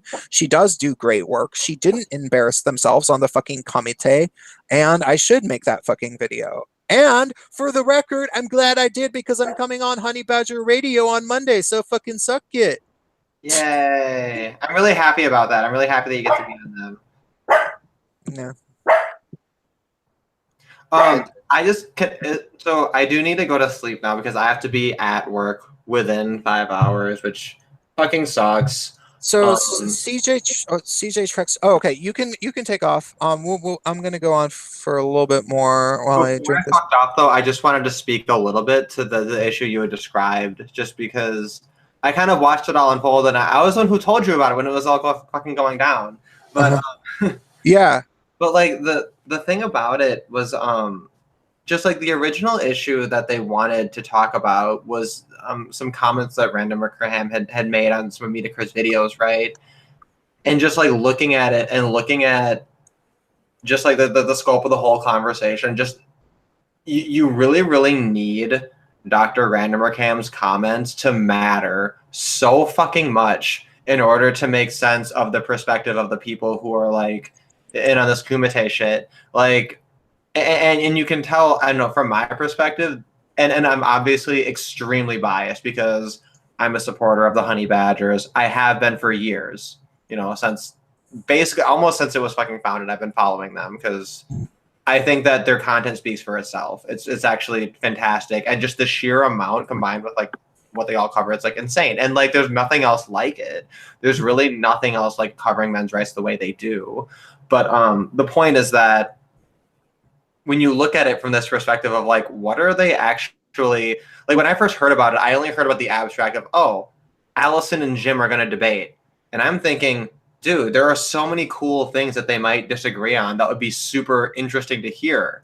Because, you know, Medicare is very against activism. He thinks it's fucking stupid, right? And obviously Allison is much more pro that, right? And I thought, like, that's obviously a great sort of a setup for a debate. But no, what does Medicare want to debate? It's fucking retarded, petty internet drama that doesn't fucking matter. Like, had Randomer Cam's comments been by anyone else who didn't have a following and who wasn't kind of a character the way that fucking Mike, fucking Dr. Randomer Cam is, then it wouldn't have been a thing. You just be like, oh, who the fuck are you? Gonna fucking ignore it, right? So it's a very clear case, I think, of selective outrage. And the ulterior motive is obvious that, you know, like you've pointed out in your Bloodsports video, they need to manufacture drama and they need to explicitly hunt out drama in order to sustain this model. And if they can't find any, they can make stuff. They can make drama by lying about people, which is their favorite thing to do. Yeah. Somebody too. This was a hunting that I think he had combed through, and he was like, "Oh yeah, Dr. Rennick made these comments back in fucking like 2015 or some shit." Maybe there was an ongoing kind of a banter. I have no idea. I didn't follow it closely. I can't even follow Jim's beef with fucking Dr. Remember. I don't even know what it like. I still don't know what it was. It boiled down to basically like he thought that, as far as I could tell, like he seemed to think that Randomiker, or I can't say his name. I'm gonna call him Ushanka because I can't say his name. But like he made a big thing about the Ushanka. I don't know. That he had said some sort of shit about Bloodsport, and that Medicare thought that he was a bitch, and like that was his position. Like it was almost like Steven Crowder's like, you know, blah, changed my mind. Like that was basically his position to Allison, is like, you know, I think your friend's a bitch. Defend that position. And it was interesting in the before the stream. No, that's not. I don't know. That doesn't answer my question. Oh, I'm sorry. Yeah, no, I still don't understand what, like, that doesn't get to be an argument. Like, is your friend's a bitch? Like, I want to know why he's mad at him, because there's a reason. They're Jim, recreating. there's a lot of things that you could say about Jim, but he's not fucking stupid. He's not stupid. No, he's brilliant. He's extremely smart. He's extremely brilliant. Yeah. No. He if someone told me that he was actually a narcissistic psychopath that we know tortured animals as a small child, I wouldn't be surprised. But he's brilliant. I didn't think he was stupid, but that's just all I could see of what it just seemed to be the gist of what he was saying, at least to Tegan. Whether or not that's the reason he's saying it, like and granted, I couldn't watch the whole debate. It was just too cancerous. So, by the way, I've gotten 2 super chats from this person named CJ Trex, and they said, "What are the lies they said about you? I don't know if I missed explaining it." And that's a very fair question, because honestly, the lies that like Tonka, like the usual suspects, the Kumite crew has said about me at this point are too numerous to name, and I probably don't even know all of them. Like, they've probably made up like 25 fucking things about me at this point, like, that are just fucking lies. They're just not true. So the one that most recently is off the top of it, and pardon me for not remembering all of them, but there's just been too numerous to possibly even remember all of them. The one that's most recent is that cognitive bipolar disorder. What's a good name for him that we should call him? Like, cognitive Oh, I don't want to. Because, okay, this was the last point I wanted to make. Cognitive dissonance. What we're all doing, people are just recreating fucking high school on YouTube. Oh, right? hey, yeah, but you know, they're the fucking jocks, and they're fucking the bullies, and they're fucking picking on no, the no, they're not. No, they're not. And you're just making up names for people behind their back. No. That you're putting it on a stream that they're gonna see later, and then they're gonna. No. Jeremy says They're I'm just here to be moderating and to keep things responsible, because I'm the one who's not unhinged. By the way, dumb camps. No, okay. So here's the thing. Like, cognitive thought is actually like been lying about me for a very, very, very long time, a lot. And I think very likely actually, okay, a lot of people on the internet have mental problems. He should probably get some treatment for his, because otherwise, I don't want to say I feel bad for him, because he's lost any compassion for me at this point, just due to the vehement vengeance that he has attempted to enact on me, like, for no reason. Like, he picked a fight with me, lost the fight, and then has been going around lying to as many people as possible, trying to say that I picked the fight with him and that he won, and then he's continuing to instigate more fights. It's like, it's the amount of insanity that I've had to deal with from this guy is just, I don't want to say I've never been through anything like this in my life, because, you know, I've had crazy ex-boyfriends that were obsessed with me, but like, it's pretty bad. So this guy, the most recent lie about him that he said is that I remember is that I allegedly had the idea to do the collab video with him, because him and I did a 2-part collab video about 9 months ago, and it was his idea, because Cog is one of those people that is kind of a collab whore, as far as I can tell. He's done a lot of, I mean, I don't know. I don't really fucking, I don't follow his YouTube career that much. His videos don't really interest me. He mostly did response videos back in the day, and they're mostly pretty boring. I find him kind of boring. He can be a witty guy on streams if he's not like obsessively talking about drama. But he and I had been in a few streams. This is what happened. We were in a few streams. He seemed witty, and I think after one of the streams was over, and I don't remember whose channel this was on. I don't remember anything about this really, but we were on a hangout after the stream was over, and he was like, "Prince of Queens, I want to do a collab with you. Would you like to do a collab sometime?" And I was like, "Oh, I I guess maybe, I don't know. And you know, I was drunk, I'm sure, because I was drinking a lot back then. And I looked at his channel, and you know, he had like 6,000 subs, and I had like 6,000 subs, and so I was like, yeah, I guess maybe. I mean, do you like, what would you want to do it on? He's like, I don't know. I'm like, well, it looks like you mostly do response videos, and he's like, yeah, that's mostly what I do. I'm like, oh, okay. Well, would you like do the editing? Because I really hate editing response videos. And he's like, oh, totally. I would totally do that. I totally do the editing. And I'm like, oh, okay, okay.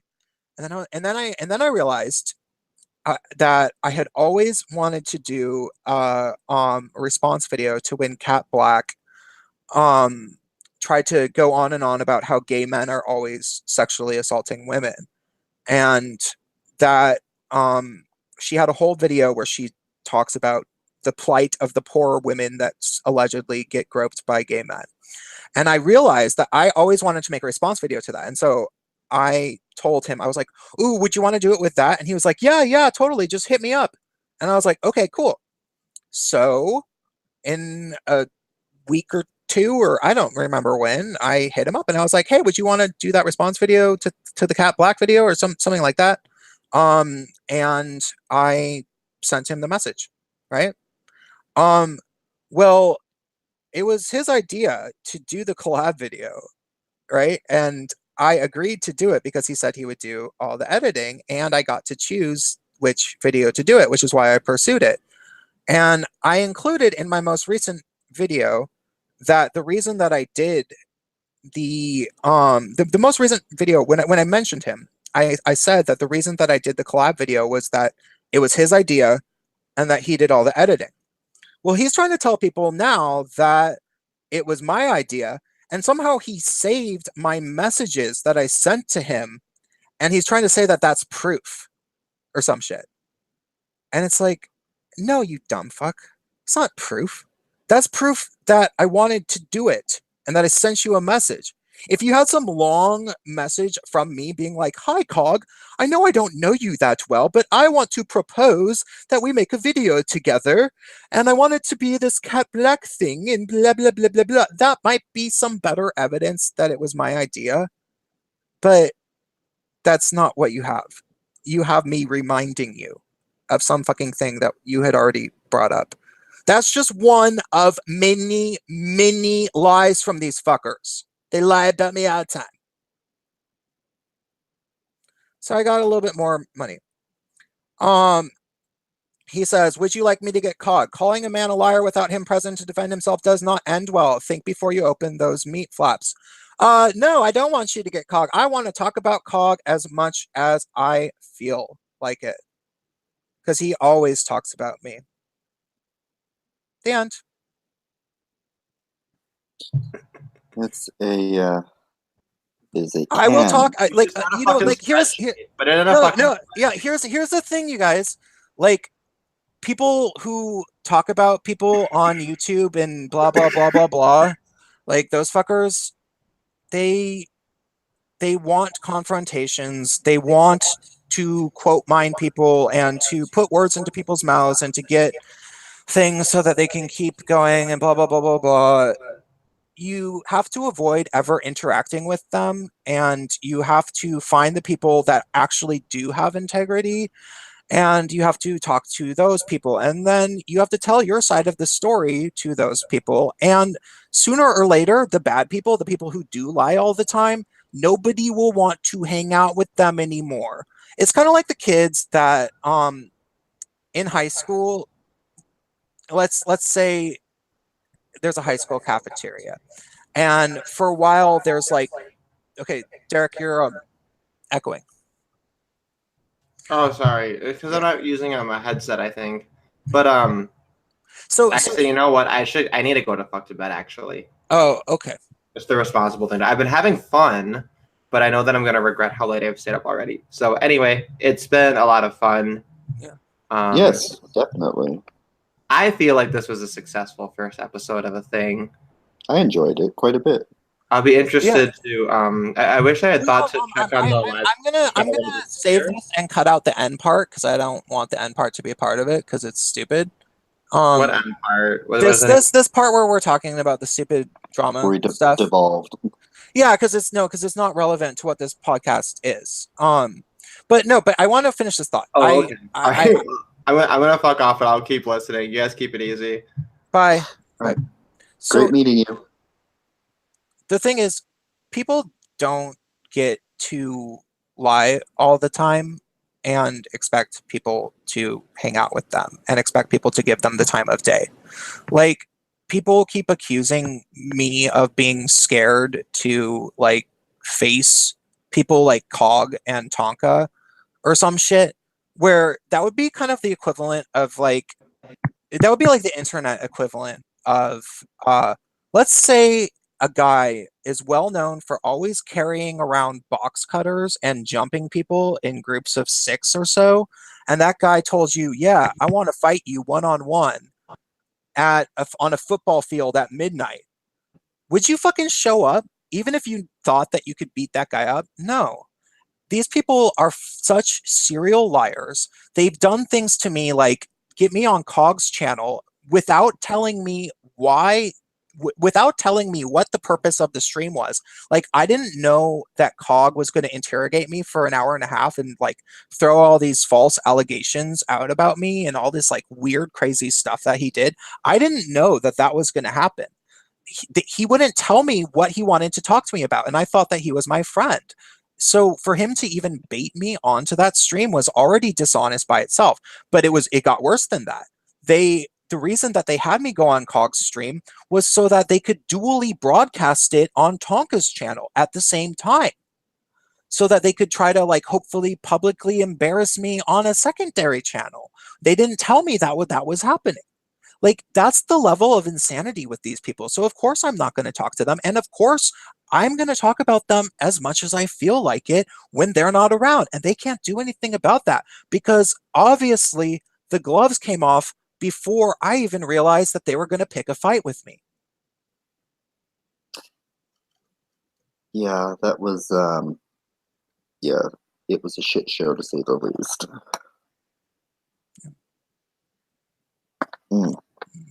But sorry, long day. Hey, Geek Thulu, we know what you are. We know what you are. And I think that it's a time to end this stream. It's giving, yeah. Well, you guys know where I stand. I will talk about you as much as I want, and I will correct the lies as much as I want. Goodbye.